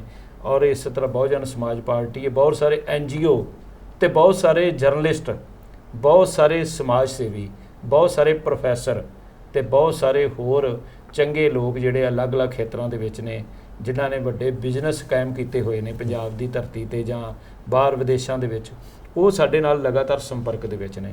ਸੋ ਸਾਡੀ ਇੱਕ ਕੋਸ਼ਿਸ਼ ਹੈ ਕਿ ਜਿਹੜਾ ਕੰਮ ਪ੍ਰਕਾਸ਼ ਸਿੰਘ ਬਾਦਲ ਜਾਂ ਕਾਂਗਰਸ ਨੇ ਜਿਹੜੇ ਵੱਡੇ ਵਾਅਦੇ ਕਰਕੇ ਪੰਜਾਬ ਦੇ ਲੋਕਾਂ ਨਾਲ ਇੱਕ ਵਾਅਦਾ ਖਿਲਾਫੀ ਕੀਤੀ ਹੈ, ਉਹ ਸਾਡੇ ਤੋਂ ਉਹ ਕੰਮ ਅਸੀਂ ਕਰ ਸਕੀਏ, ਉਸ ਦੇ ਕਾਬਲ ਹੋ ਸਕੀਏ, ਜਿਸ ਦੇ ਨਾਲ ਆਉਣ ਵਾਲਾ ਸਮਾਂ ਜਿਹੜਾ ਪੰਜਾਬ ਲਈ ਖੁਸ਼ਗਵਾਰ ਹੋਵੇ, ਪੰਜਾਬ ਤਰੱਕੀਆਂ ਤੇ ਖੁਸ਼ਹਾਲੀਆਂ ਵੱਲ ਜਾਵੇ, ਪੰਜਾਬ ਦੀ ਬੇਰੁਜ਼ਗਾਰ ਪੀੜ੍ਹੀ ਜਿਹੜੀ ਹੈ ਉਸ ਨੂੰ ਹੋਪ ਨਜ਼ਰ ਆਵੇ ਕਿ ਅਸੀਂ ਜੇ ਇਸ ਸਰਕਾਰ ਨੂੰ ਬਣਾਉਣੇ ਆ, ਇਹਨਾਂ ਲੋਕਾਂ ਨੂੰ ਅੱਗੇ ਲੈ ਕੇ ਆਉਣੇ ਆ, ਤਾਂ ਪੰਜਾਬ ਦੇ ਵਿੱਚ ਇੱਕ ਜਿਹੜਾ ਧਰਮ ਦਾ ਰਾਜ ਹੋਵੇਗਾ, ਇੱਕ ਲੋਕਾਂ ਦਾ ਰਾਜ ਹੋਵੇਗਾ, ਇੱਕ ਸਾਫ਼ ਤੇ ਸਪਸ਼ਟ ਨੀਤੀਆਂ ਵਾਲਾ ਰਾਜ ਹੋਵੇਗਾ, ਜਿਹੜਾ ਸੈਂਟਰ ਸਰਕਾਰ ਦੇ ਨਾਲ ਵੀ ਲੜਾਈ ਲੜ ਸਕੇ। ਅੱਜ ਹੁਣ ਕੀ ਕਹਿੰਦੇ ਨੇ ਕੈਪਟਨ ਅਮਰਿੰਦਰ ਸਿੰਘ, ਸਾਨੂੰ GST ਜਿਹੜੀ ਹੈ ਜੀ ਉਹ ਸਾਡੇ ਵਾਪਸ ਨਹੀਂ ਮੋੜੀ ਜਾ ਰਹੀ, ਸਾਡਾ ਪੰਜਾਬ ਦਾ ਪਾਣੀਆਂ ਦਾ ਮਸਲਾ ਜਿਹੜਾ ਉਹ ਸੈਂਟਰ ਹੱਲ ਨਹੀਂ ਕਰ ਰਿਹਾ। ਮੈਂ ਸਮਝਣਾ ਕਿ ਕੈਪਟਨ ਅਮਰਿੰਦਰ ਸਿੰਘ ਇਸ ਸਮੇਂ ਜੇ ਸਾਰਿਆਂ ਨੂੰ ਨਾਲ ਲੈ ਕੇ ਚੱਲਦੇ, ਮੁੱਖ ਮੰਤਰੀ ਤਾਂ ਉਹੀ ਨੇ ਲੇਕਿਨ ਉਹ ਇੱਕ ਮਜ਼ਬੂਤ ਜਿਹੜੀ ਆਪੋਜੀਸ਼ਨ ਹੈ ਸਾਰੀ ਬਣਾਉਂਦੇ, ਲੇਕਿਨ ਉਹਨਾਂ ਨੇ ਕੀਤਾ ਕਿ ਆਮ ਆਦਮੀ ਪਾਰਟੀ ਨੂੰ ਖੋਰਾ ਲਾਉਣ ਵਾਸਤੇ ਉਹਨਾਂ ਦੇ MLA ਤੋੜ ਲਏ, ਉਧਰੋਂ ਤੋੜ ਲਿਆ, ਇੱਧਰੋਂ ਤੋੜ ਲਿਆ। ਤੋੜਨ ਜੋੜਨ ਦੀ ਰਾਜਨੀਤੀ ਦੇ ਵਿੱਚ ਹੀ ਉਹਨਾਂ ਨੇ 4 ਸਾਲ ਦਾ ਸਮਾਂ, ਕਿਉਂਕਿ ਉਹਨਾਂ ਨੂੰ ਉਮੀਦ ਅਜੇ ਵੀ ਹੈਗੀ ਹੈ ਕਿ 22 ਦੇ ਵਿੱਚ ਸ਼ਾਇਦ ਫਿਰ ਤੋਂ ਸਾਡੀ ਸਰਕਾਰ ਆ ਜਾਵੇ। ਦੇਖੋ ਬਣ ਜਾਏਗੀ, ਮੰਨ ਲਓ ਮੈਂ ਕਹਿੰਦਾ ਕੈਪਟਨ ਅਮਰਿੰਦਰ ਸਿੰਘ ਫਿਰ ਦੁਬਾਰਾ ਆ ਜਾਵੇ, ਪਰ ਉਹ ਦੁਬਾਰਾ ਆ ਕੇ ਕੀ ਕੀਤਾ ਜਾਏਗਾ ਜਦੋਂ ਤੱਕ ਉਹ ਆਪ ਨਹੀਂ ਸੈਟੀਸਫਾਈਡ। ਉਹਨਾਂ ਨੇ, ਮੈਨੂੰ ਯਾਦ ਹੈ, ਇੱਕ ਬੜੇ ਵੱਡੇ ਨੈਸ਼ਨਲ TV ਦੇ ਉੱਤੇ ਉਦੋਂ ਡਿਬੇਟ ਕੀਤੀ ਸੀ, ਉਹਨਾਂ ਨੇ ਗੱਲ ਕਹੀ ਸੀ ਜਦੋਂ ਪਹਿਲੀ ਵਾਰ ਇਹਨਾਂ ਦੀ ਸਰਕਾਰ ਬਣੀ 2002 ਦੇ ਵਿੱਚ ਜੀ, ਉਦੋਂ ਇਹਨਾਂ ਨੇ ਗੱਲ ਕਹੀ ਕਿ ਮੈਂ ਸਰਕਾਰ ਤਾਂ ਬਣਾ ਲਾਂਗਾ ਪਰ ਮੈਂ ਸਰਕਾਰ ਚਲਾਵਾਂਗਾ ਕਿਵੇਂ, ਕਿ ਸਰਕਾਰ ਮੇਰੀ ਤਾਂ ਬਣ ਜਾਏਗੀ ਲੇਕਿਨ ਮੈਂ ਚਲਾਵਾਂਗਾ ਕਿਵੇਂ, ਕਿਉਂਕਿ ਖਜ਼ਾਨਾ ਖਾਲੀ ਹੈ। ਹੁਣ ਦੇਖੋ ਖਜ਼ਾਨੇ ਦੇ ਵਿੱਚ ਕਿਸੇ ਵੀ ਘਰ ਦੇ ਵਿੱਚ ਇੱਕ ਬਜਟ ਤਿਆਰ ਹੁੰਦਾ ਬਿਲਕੁਲ, ਤਾਂ ਨਾਲ ਇਹ ਵੀ ਕੀਤਾ ਜਾਂਦਾ ਕਿ ਪੈਸੇ ਆਉਣੇ ਕਿੱਥੋਂ ਨੇ, ਸੋਰਸ ਆਫ ਇਨਕਮ ਕੀ ਹੈ ਸਾਡੇ ਕੋਲ, ਇਨਕਮ ਆਫ ਸੋਰਸ ਕੀ ਹੈ ਸਾਡੇ ਕੋਲ, ਉਸ ਤੋਂ ਬਾਅਦ ਹੀ ਅੱਗੇ ਗੱਲ ਚੱਲਦੀ ਹੈ। ਤਾਂ ਅੱਜ ਜਿਹੜੀ ਸਭ ਤੋਂ ਵੱਡੀ ਗੱਲ ਹੈ ਕਿ ਪੰਜਾਬ ਦੇ ਅੰਦਰ ਇੰਡਸਟਰੀ ਖਤਮ ਹੋ ਰਹੀ ਹੈ, ਪੰਜਾਬ ਦੇ ਅੰਦਰ ਬੇਰੁਜ਼ਗਾਰ ਜਿਹੜੇ ਨੇ ਉਹਨਾਂ ਦੇ ਕੋਲ ਰੁਜ਼ਗਾਰ ਨਹੀਂ ਹੈਗਾ। ਪੰਜਾਬ ਦੇ ਨੌਜਵਾਨ ਜੇ ਇੱਥੋਂ ਬਾਹਰ ਜਾ ਕੇ ਕੈਨੇਡਾ ਦੇ ਵਿੱਚ, ਅਮਰੀਕਾ ਦੇ ਵਿੱਚ, ਆਸਟ੍ਰੇਲੀਆ ਦੇ ਵਿੱਚ, ਅਰਬ ਕੰਟਰੀਆਂ ਦੇ ਵਿੱਚ ਉੱਥੇ ਜਾ ਕੇ ਇੰਨੀ ਮਿਹਨਤ ਕਰ ਸਕਦੇ ਆ, ਰਾਤ ਦਿਨ ਮਿਹਨਤ ਕਰਕੇ ਉੱਥੋਂ ਡਾਲਰ, ਪਾਉਂਡ, ਯੂਰੋ ਕਮਾ ਸਕਦੇ ਆ, ਤਾਂ ਕੀ ਉਹ ਇੱਥੇ ਕੰਮ ਨਹੀਂ ਕਰ ਸਕਦੇ ਕਿਉਂਕਿ ਉਹਨਾਂ ਨੂੰ ਕੰਮ ਨਹੀਂ ਮਿਲ ਰਿਹਾ। ਤਾਂ ਉਹਨਾਂ ਵਾਸਤੇ ਇੱਕ ਸਪਸ਼ਟ ਨੀਤੀ ਬਣਾਉਣ ਵਾਸਤੇ ਅਸੀਂ ਇੱਕ ਵਧੀਆ ਢੰਗ ਤਰੀਕੇ ਬਣਾ ਰਹੇ ਹਾਂ। ਸਾਡੇ ਕੋਲ ਬੜੇ ਚੰਗੇ ਚੰਗੇ ਲੀਡਰ ਨੇ, ਈਵਨ ਪਰਮਿੰਦਰ ਸਿੰਘ ਢੀਂਡਸਾ, ਨਵਜੋਤ ਸਿੰਘ ਸਿੱਧੂ ਤੇ ਨਵਜੋਤ ਸਿੰਘ ਸਿੱਧੂ ਤੁਹਾਡੇ ਨਾਲ ਟੱਚ ਦੇ ਵਿੱਚ ਨੇ, ਕੀ ਉਹ ਤੁਹਾਨੂੰ ਲੱਗਦਾ ਹੈ ਕਾਂਗਰਸ ਤੋਂ ਅਲਵਿਦਾ ਕਰ ਦੇਣਗੇ? ਦੇਖੋ ਕਿਉਂਕਿ ਨਵਜੋਤ ਸਿੰਘ ਸਿੱਧੂ ਨੂੰ ਹੁਣ ਸਾਡੇ ਜਿਹੜੇ ਵੱਡੇ ਲੀਡਰ ਨੇ ਬ੍ਰਹਮਪੁਰਾ ਸਾਹਿਬ, ਉਹਨਾਂ ਦਾ ਤਕਰੀਬਨ 60 ਸਾਲ ਦਾ ਤਜਰਬਾ ਹੈ। ਉਹ ਇਹ ਗੱਲ ਕਹਿ ਰਹੇ ਨੇ ਕਿ ਹੁਣ ਉਸ ਲੀਡਰ ਨੂੰ ਹੀ ਲੋਕਾਂ ਨੇ ਚੁਣਨਾ ਹੈ ਜਿਸ ਨੇ ਇੱਕ ਵਾਰ ਸੀਸਾ ਜਿਹੜਾ ਉਹ, ਦੇਖੋ ਮਨਪ੍ਰੀਤ ਸਿੰਘ ਬਾਦਲ ਨੇ ਵੀ ਬੜੇ ਵਿਖਾਏ ਸੀ ਲੇਕਿਨ ਹੁਣ ਇਸ ਤਰ੍ਹਾਂ ਦਾ ਇੱਕ ਪ੍ਰਭਾਵ ਦੇਣਾ ਹੀ ਪੈਣਾ, ਸੈਕਰੀਫਾਈ ਕਰਨਾ ਹੀ ਪੈਣਾ, ਜਿਹੜਾ ਕਿ ਜੋ ਪਿੱਛੇ ਜਿਸ ਢੰਗ ਤਰੀਕੇ ਦੇ ਨਾਲ ਰਾਜਨੀਤੀ ਚੱਲੀ ਉਹ ਅੱਗੇ ਨਹੀਂ ਚੱਲਣ ਵਾਲੀ। ਹੁਣ ਰਾਜਨੀਤੀ ਦਾ ਇੱਕ ਬਦਲਵਾਂ ਰੂਪ ਜਿਹੜਾ ਉਹ ਸਾਹਮਣੇ ਪੇਸ਼ ਕਰਨਾ ਪਏਗਾ। ਹੁਣ ਕੀ ਹੋਏਗਾ ਕਿ ਜਿਹੜਾ ਅਸੀਂ ਚੋਣ ਮੈਨੀਫੈਸਟੋ ਹੈ ਉਹਨੂੰ ਇੱਕ ਕਾਨੂੰਨੀ ਦਸਤਾਵੇਜ਼ ਬਣਾਉਣਾ ਪਏਗਾ ਜੀ, ਉਹ ਬਕਾਇਦਾ ਜੇ ਉਸ ਤੋਂ ਕੋਈ ਮੁਨਕਰ ਹੋਏਗਾ ਤਾਂ ਉਸ ਨੂੰ ਵੀ ਉਵੇਂ ਹੀ ਸਜ਼ਾ ਮਿਲੇਗੀ ਜਿਵੇਂ ਆਪਾਂ 420 ਦੇ ਕੇਸ ਦੇ ਵਿੱਚ ਕਈ ਲੋਕਾਂ ਨੂੰ ਦੇਖਦੇ ਹਾਂ ਕਿ ਉਹ ਕਹਿੰਦਾ ਕਿ ਮੇਰੇ ਨਾਲ 420 ਕਰ ਗਿਆ। ਹੁਣ ਲੋਕ ਇਹ ਮਹਿਸੂਸ ਕਰਦੇ ਨੇ ਕਿ ਮੈਨੀਫੈਸਟੋਸ ਜੋ ਵੀ ਹੋਣਗੇ ਸਟੈਪ ਬਾਈ ਸਟੈਪ ਇਹਨਾਂ ਨੇ 420 ਕੀਤੀ ਸਾਡੇ ਨਾਲ, ਮਤਲਬ ਸਟੈਪ ਬਾਈ ਸਟੈਪ ਸਾਨੂੰ ਉਹ ਨਹੀਂ ਬਣਾਉਣਾ, ਅਪਣਾਉਣਾ ਹੀ ਪਏਗਾ। ਤੇ ਜੇ ਤਾਂ ਤੁਸੀਂ ਨਵਜੋਤ ਸਿੰਘ ਸਿੱਧੂ ਦੀ ਅਗਰ ਗੱਲ ਕੀਤੀ ਹੈ ਤੇ ਨਵਜੋਤ ਸਿੰਘ ਸਿੱਧੂ ਨੂੰ ਤਾਂ 2022 ਦੀਆਂ ਚੋਣਾਂ ਦੇ ਵਿੱਚੋਂ ਬਹੁਤ ਸਾਰੀਆਂ ਪਾਰਟੀਆਂ ਜਿਹੜੀਆਂ ਉਮੀਦ ਕਰਕੇ ਬੈਠੀਆਂ, ਜਿਵੇਂ ਆਮ ਆਦਮੀ ਪਾਰਟੀ ਵੀ ਆਪਣੇ ਵੱਲੋਂ ਪੂਰਾ ਜ਼ੋਰ ਲਗਾ ਰਹੀ ਹੈ ਕਿ ਕਿਸੇ ਤਰੀਕੇ ਸਾਡੇ ਵੱਲ ਆ ਜਾਵੇ, ਤੇ ਬਹੁਤ ਸਾਰੀਆਂ ਇੱਦਾਂ ਦੀਆਂ ਤਰਕੀਬਾਂ ਲੱਗ ਰਹੀਆਂ ਨੇ, ਜੋੜ ਤੋੜ ਦੀ ਰਾਜਨੀਤੀ ਚੱਲ ਰਹੀ ਹੈ, BJP ਵੀ ਆਪਣੇ ਵੱਲੋਂ ਕੋਸ਼ਿਸ਼ ਕਰ ਰਹੀ ਹੈ, ਪਰ ਨਵਜੋਤ ਸਿੰਘ ਸਿੱਧੂ ਅਜੇ ਤੱਕ ਆਪਣੇ ਵੱਲੋਂ ਕਿਸੇ ਪਾਸੇ ਵੀ ਸਪਸ਼ਟ ਨਹੀਂ ਹੈ। ਆਪਣੇ ਵੱਲੋਂ ਪ੍ਰਚਾਰ ਪ੍ਰਸਾਰ ਕਰੀ ਜਾਂਦੇ ਨੇ, ਸੱਚ ਦਿਖਾਈ ਜਾਂਦੇ ਨੇ, ਇਹ ਗੱਲਾਂ ਜ਼ਰੂਰ ਕਹੀ ਜਾਂਦੇ ਨੇ ਕਿ ਕੌਣ ਗਲਤ ਹੈ ਕੌਣ ਸਹੀ ਹੈ। ਪਰ ਮੈਂ ਕਿਉਂਕਿ ਸ਼ੋਅ ਬਹੁਤ ਲੰਬਾ ਹੋ ਰਿਹਾ, ਅੰਤ ਦੇ ਵਿੱਚ ਤੁਹਾਨੂੰ ਇਹੀ ਪੁੱਛਣਾ ਚਾਹਾਂਗਾ, ਇੰਨਾ ਹੀ ਕਹਿਣਾ ਚਾਹਾਂਗਾ ਕਿ ਇੱਕ ਪਾਸੇ ਪੰਜਾਬ ਦੀ ਨੌਜਵਾਨੀ ਹੈ, ਦੂਸਰੇ ਪਾਸੇ ਪੰਜਾਬ ਦੀ ਕਾਨੂੰਨ ਵਿਵਸਥਾ ਹੈ। ਪੰਜਾਬ ਦੀ ਨੌਜਵਾਨੀ ਉੱਤੇ ਮਾੜੇ ਕੰਮ ਕਰਨ ਦੇ ਜਾਂ ਨਸ਼ਾ ਤਸਕਰੀ ਦੇ ਜਾਂ ਫਿਰ ਦੇਸ਼ ਵਿਰੋਧੀ ਗਤੀਵਿਧੀਆਂ ਦੇ ਵਿੱਚ ਸ਼ਾਮਿਲ ਹੋਣ ਦੇ ਇਲਜ਼ਾਮ ਲਗਾ ਕੇ ਤੁਰੰਤ ਸਜ਼ਾਵਾਂ ਹੋ ਜਾਂਦੀਆਂ ਨੇ, ਪਰਿਵਾਰ ਤੱਕ ਨੂੰ ਤੰਗ ਕੀਤਾ ਜਾਂਦਾ ਹੈ। ਅਤੇ ਦੂਸਰੇ ਪਾਸੇ ਪੁਲਿਸ ਅਧਿਕਾਰੀ ਸੁਮੇਧ ਸਿੰਘ ਸੈਣੀ ਵਰਗੇ ਜਿਹੜੇ ਹੈ ਨੇ, ਜਿਨ੍ਹਾਂ ਦੇ ਸਪਸ਼ਟੀਕਰਨ ਸਾਰਿਆਂ ਦੇ ਕੋਲ ਨੇ, ਹਾਈ ਕੋਰਟ ਤੋਂ ਸੁਪਰੀਮ ਕੋਰਟ ਤੋਂ ਅਰਜ਼ੀਆਂ ਖਾਰਿਜ ਕਰ ਦਿੱਤੀਆਂ ਜਾਂਦੀਆਂ ਨੇ। ਇਨਫੋਰਮੇਸ਼ਨ ਪੁਲਿਸ ਦੇ ਉੱਚ ਅਧਿਕਾਰੀਆਂ ਤੱਕ ਪਹੁੰਚਦੀ ਹੈ ਕਿ ਇਸ ਫਾਰਮ ਹਾਊਸ ਦੇ ਵਿੱਚ ਬੈਠਿਆ ਹੈ ਜੀ ਸੁਮੇਧ ਸੈਣੀ, ਜਾ ਕੇ ਫੜ ਲਓ। ਪਰ ਉੱਥੇ ਵੀ ਹਲੇ ਕਨਫਰਮੇਸ਼ਨ ਹੁੰਦੇ ਉਸ ਤੋਂ ਕੁਝ ਸਮਾਂ ਪਹਿਲਾਂ ਜਦੋਂ ਉਸ ਫਾਰਮ ਹਾਊਸ 'ਤੇ ਪਹੁੰਚਦੇ, ਉੱਥੇ ਪਹੁੰਚਣ ਤੋਂ ਪਹਿਲਾਂ ਹੀ ਉਹ ਉੱਥੋਂ ਵੀ ਫਰਾਰ ਹੋ ਜਾਂਦਾ ਹੈ। ਇੱਕ ਮੁਲਜ਼ਮ ਆਮ ਉਹਨੂੰ ਫੜਨਾ ਜ਼ਿਆਦਾ ਤੁਹਾਨੂੰ ਔਖਾ ਲੱਗਦਾ ਜਾਂ ਇੱਕ ਨੋਨ ਪਰਸਨੈਲਿਟੀ ਜਿਹੜਾ DGP ਰਿਹਾ ਹੈ ਪੰਜਾਬ ਦਾ, ਕੀ ਪੰਜਾਬ ਪੁਲਿਸ ਜਾਂ ਪੰਜਾਬ ਸਰਕਾਰ ਉਹਨੂੰ ਟਰੈਕ ਨਹੀਂ ਕਰ ਸਕਦੀ? ਤੁਹਾਨੂੰ ਨਹੀਂ ਲੱਗਦਾ ਇਹ ਮਿਲੀ ਭੁਗਤ ਦੇ ਨਾਲ ਸਭ ਕੁਝ ਹੋ ਰਿਹਾ ਹੈ? ਅਤੇ ਇਹ ਵੀ ਕਿਆਸ ਲਗਾਏ ਜਾ ਰਹੇ ਨੇ ਕਿ ਕੁਝ ਆਉਣ ਵਾਲੇ ਦਿਨਾਂ ਦੇ ਵਿੱਚ ਹੋ ਸਕਦਾ ਸੁਮੇਧ ਸੈਣੀ ਵਿਦੇਸ਼ ਦਾ ਰੁੱਖ ਕਰ ਜਾਵੇ, ਨਿਕਲ ਜਾਵੇ ਬਾਹਰ, ਫਿਰ ਉਸ ਤੋਂ ਬਾਅਦ ਤਾਂ ਬਿਲਕੁਲ ਹੀ ਹੱਲ ਖਤਮ ਇਹਦਾ। ਦੇਖੋ ਸੈਣੀ ਸਾਹਿਬ, ਅਜੀਤ ਸਿੰਘ ਸੰਧੂ ਬਾਰੇ ਕਿਹਾ ਜਾਂਦਾ ਹੈ ਕਿ ਉਹ ਕੋਈ ਅਨਆਇਡੈਂਟੀਫਾਈਡ ਕੋਈ ਡੈੱਡ ਬਾਡੀ ਸੁੱਟ ਕੇ ਅਤੇ ਉਸ ਤੋਂ ਬਾਅਦ ਉਹ ਬਾਹਰ ਭੱਜ ਗਿਆ। ਮੈਂ ਕਹਿੰਦਾ ਕਿ ਜਿਸ ਬੰਦੇ ਦਾ ਵਜੂਦ ਹੀ ਖਤਮ ਹੋ ਗਿਆ, ਉਸ ਨੂੰ ਫਿਰ ਜਿਉਣ ਦਾ ਫਾਇਦਾ ਕੀ ਹੈਗਾ? ਇਸ ਕਰਕੇ ਕਾਨੂੰਨ ਦੇ ਸਕੰਜੇ ਦੇ ਵਿੱਚੋਂ ਜੇ ਕੋਈ ਬੰਦਾ ਭੱਜਦਾ ਹੈ ਤਾਂ ਇਹ ਸਮਝੋ ਕਿ ਉਹ ਆਪਣੇ ਉੱਪਰ ਇੱਕ ਐਡਾ ਵੱਡਾ ਬੋਝ ਲੈ ਕੇ ਜਦੋਂ ਵੀ ਮਰੇਗਾ, ਉਹ ਆਪਣੇ ਉੱਪਰ ਇੰਨਾ ਵੱਡਾ ਬੋਝ ਲੈ ਕੇ ਜਾਏਗਾ ਕਿ ਉਹ ਇਤਿਹਾਸ ਦੇ ਹਰ ਪੰਨੇ ਦੇ ਉੱਤੇ ਉਹਦਾ ਨਾਮ ਕਾਲਾ ਹੀ ਲਿਖਿਆ ਜਾਏਗਾ। ਪਰ ਅਜਿਹੀਆਂ ਸਰਕਾਰਾਂ 'ਤੇ ਤਾਂ ਅਸੀਂ ਭਰੋਸਾ ਨਹੀਂ ਕਰ ਸਕਦੇ। ਮੈਂ ਮਹਿਸੂਸ ਕਰਦਾ ਕਿ ਦੇਖੋ, ਇਹ ਇੱਕ ਮਿਸਾਲ ਪੈਦਾ ਹੋ ਜਾਂਦੀ ਜਦੋਂ ਇਹੋ ਜਿਹੀ ਘਟਨਾ ਵਾਪਰਦੀ ਹੈ ਕਿ ਇੱਕ ਸੂਬੇ ਦਾ DGP ਰੈਂਕ ਦਾ ਅਧਿਕਾਰੀ, ਜਿਸ ਦੇ ਉੱਪਰ ਇਹ ਇਲਜ਼ਾਮ ਲੱਗਦਾ ਹੋਵੇ ਕਿ ਤੁਸੀਂ ਬਹੁਤ ਸਾਰੇ ਨੌਜਵਾਨਾਂ ਨੂੰ ਕੋਹ ਕੇ ਮਾਰਿਆ ਹੈ ਜਾਂ ਤੁਸੀਂ ਜਾਇਦਾਦਾਂ ਬਣਾਉਣ ਵਾਸਤੇ ਘਾਣ ਕੀਤਾ ਆਪਣਿਆਂ ਦਾ, ਠੀਕ ਹੈ ਨਾ, ਅਤੇ ਉਸ ਵਕਤ ਇਹ ਇੱਕ ਸਬਕ ਬਣ ਜਾਂਦਾ ਉਹਨਾਂ ਸਾਰੇ ਲੋਕਾਂ ਲਈ ਜਿਹੜੇ ਕਹਿੰਦੇ ਕਿ ਕੋਈ ਗੱਲ ਨਹੀਂ, ਜੋ ਅਸੀਂ ਕਰ ਰਹੇ ਹਾਂ ਠੀਕ ਕਰ ਰਹੇ ਹਾਂ, ਸਾਡੀ ਤਾਂ ਕੋਈ ਵਾਹ ਵੱਲ ਨਹੀਂ ਵੇਖਦਾ। ਹਰ ਇੱਕ ਦੀ ਵਾਹ ਵੱਲ ਵੀ ਵੇਖਿਆ ਜਾਂਦਾ। ਤਾਂ ਇੱਕ ਲੋਕ ਇੱਕ ਪਰਲੋਕ ਹੈ। ਇੱਥੇ ਜਿਹਨੂੰ ਨਹੀਂ ਸਜ਼ਾ ਮਿਲਣੀ, ਉਸ ਨੂੰ ਕਿਤੇ ਨਾ ਕਿਤੇ ਜਾ ਕੇ ਜ਼ਰੂਰ ਸਜ਼ਾ ਮਿਲਣੀ ਹੈ। ਸੋ ਅੱਜ ਨਾਮ ਉਹਨਾਂ ਲੋਕਾਂ ਦਾ ਹੈ ਜਿਨ੍ਹਾਂ ਨੇ ਕੋਈ ਘਾਲਣਾ ਘਾਲੀ ਹੁੰਦੀ ਸਮਾਜ ਲਈ, ਕੌਮ ਲਈ, ਦੇਸ਼ ਲਈ, ਆਪਣਿਆਂ ਲਈ ਵੀ ਕੁਝ ਚੰਗਾ ਕੀਤਾ ਹੁੰਦਾ ਜੀ। ਤਾਂ ਆਪਣੇ ਕੌਣ ਹੁੰਦੇ? ਸਾਡਾ ਸਮਾਜ, ਸਾਡੀ ਦੁਨੀਆ, ਸਾਡੇ ਉਹ ਵਿਚਾਰਧਾਰਾ ਜਿਹਦੇ ਨਾਲ ਸਾਡੇ ਨਾਲ ਲੋਕ ਜੁੜੇ ਹੁੰਦੇ ਆ, ਚਾਹੇ ਸਾਡੇ ਆਪਣੇ ਖੂਨ ਦੇ ਰਿਸ਼ਤੇ ਜੁੜੇ ਹੁੰਦੇ ਆ, ਚਾਹੇ ਕੋਈ ਬਗਾਨੇ ਜਿਹਨਾਂ ਨੂੰ ਆਪਾਂ ਕਹਿੰਦੇ ਕਿ ਦੁਨੀਆ, ਉਹ ਸਾਰੇ ਸਾਡਾ ਸਤਿਕਾਰ ਕਰਦੀ ਹੈ ਤਾਂ ਜੇ ਅਸੀਂ ਆਪਣੇ ਜੀਵਨ ਦੇ ਵਿੱਚ ਕੁਝ ਘਾਲਣਾ ਘਾਲੀ ਹੋਵੇ। ਸੋ ਮੈਂ ਤਾਂ ਇਹੋ ਹੀ ਕਹਾਂਗਾ ਕਿ ਜਿਨ੍ਹਾਂ ਨੇ ਜ਼ੁਲਮ ਕੀਤਾ, ਉਹ ਜ਼ੁਲਮ ਦੀ ਦਾਸਤਾਨ ਜਿਨ੍ਹਾਂ ਨੇ ਲਿਖੀ ਹੈ, ਅਤੇ ਉਹਨਾਂ ਨੂੰ ਹੁਣ ਅਗਲਾ ਅਧਿਆਇ ਵੀ ਆਪਣਾ ਆਪ ਹੀ ਲਿਖਣਾ ਪਏਗਾ। ਬਹੁਤ ਬਹੁਤ ਧੰਨਵਾਦ ਪੀਰ ਜੀ, ਤੁਸੀਂ ਆਪਣਾ ਇੰਨਾ ਕੀਮਤੀ ਸਮਾਂ ਕੱਢਿਆ। ਅੰਤ ਦੇ ਵਿੱਚ ਦੇਸ਼ ਵਿਦੇਸ਼ ਦੀ ਸੰਗਤ ਨੂੰ ਤੁਸੀਂ ਕੁਝ ਕਹਿਣਾ ਚਾਹੋਗੇ? ਮੈਂ ਇਹੋ ਗੱਲ ਕਹਿਣੀ ਚਾਹਾਂਗਾ ਕਿ ਆਲ ਇੰਡੀਆ ਸਿੱਖ ਸਟੂਡੈਂਟਸ ਫੈਡਰੇਸ਼ਨ ਸਿੱਖ ਕੌਮ ਦਾ ਹਰਿਆਵਲ ਦਸਤਾ ਹੈ, ਸੀ ਅਤੇ ਰਹੇਗਾ।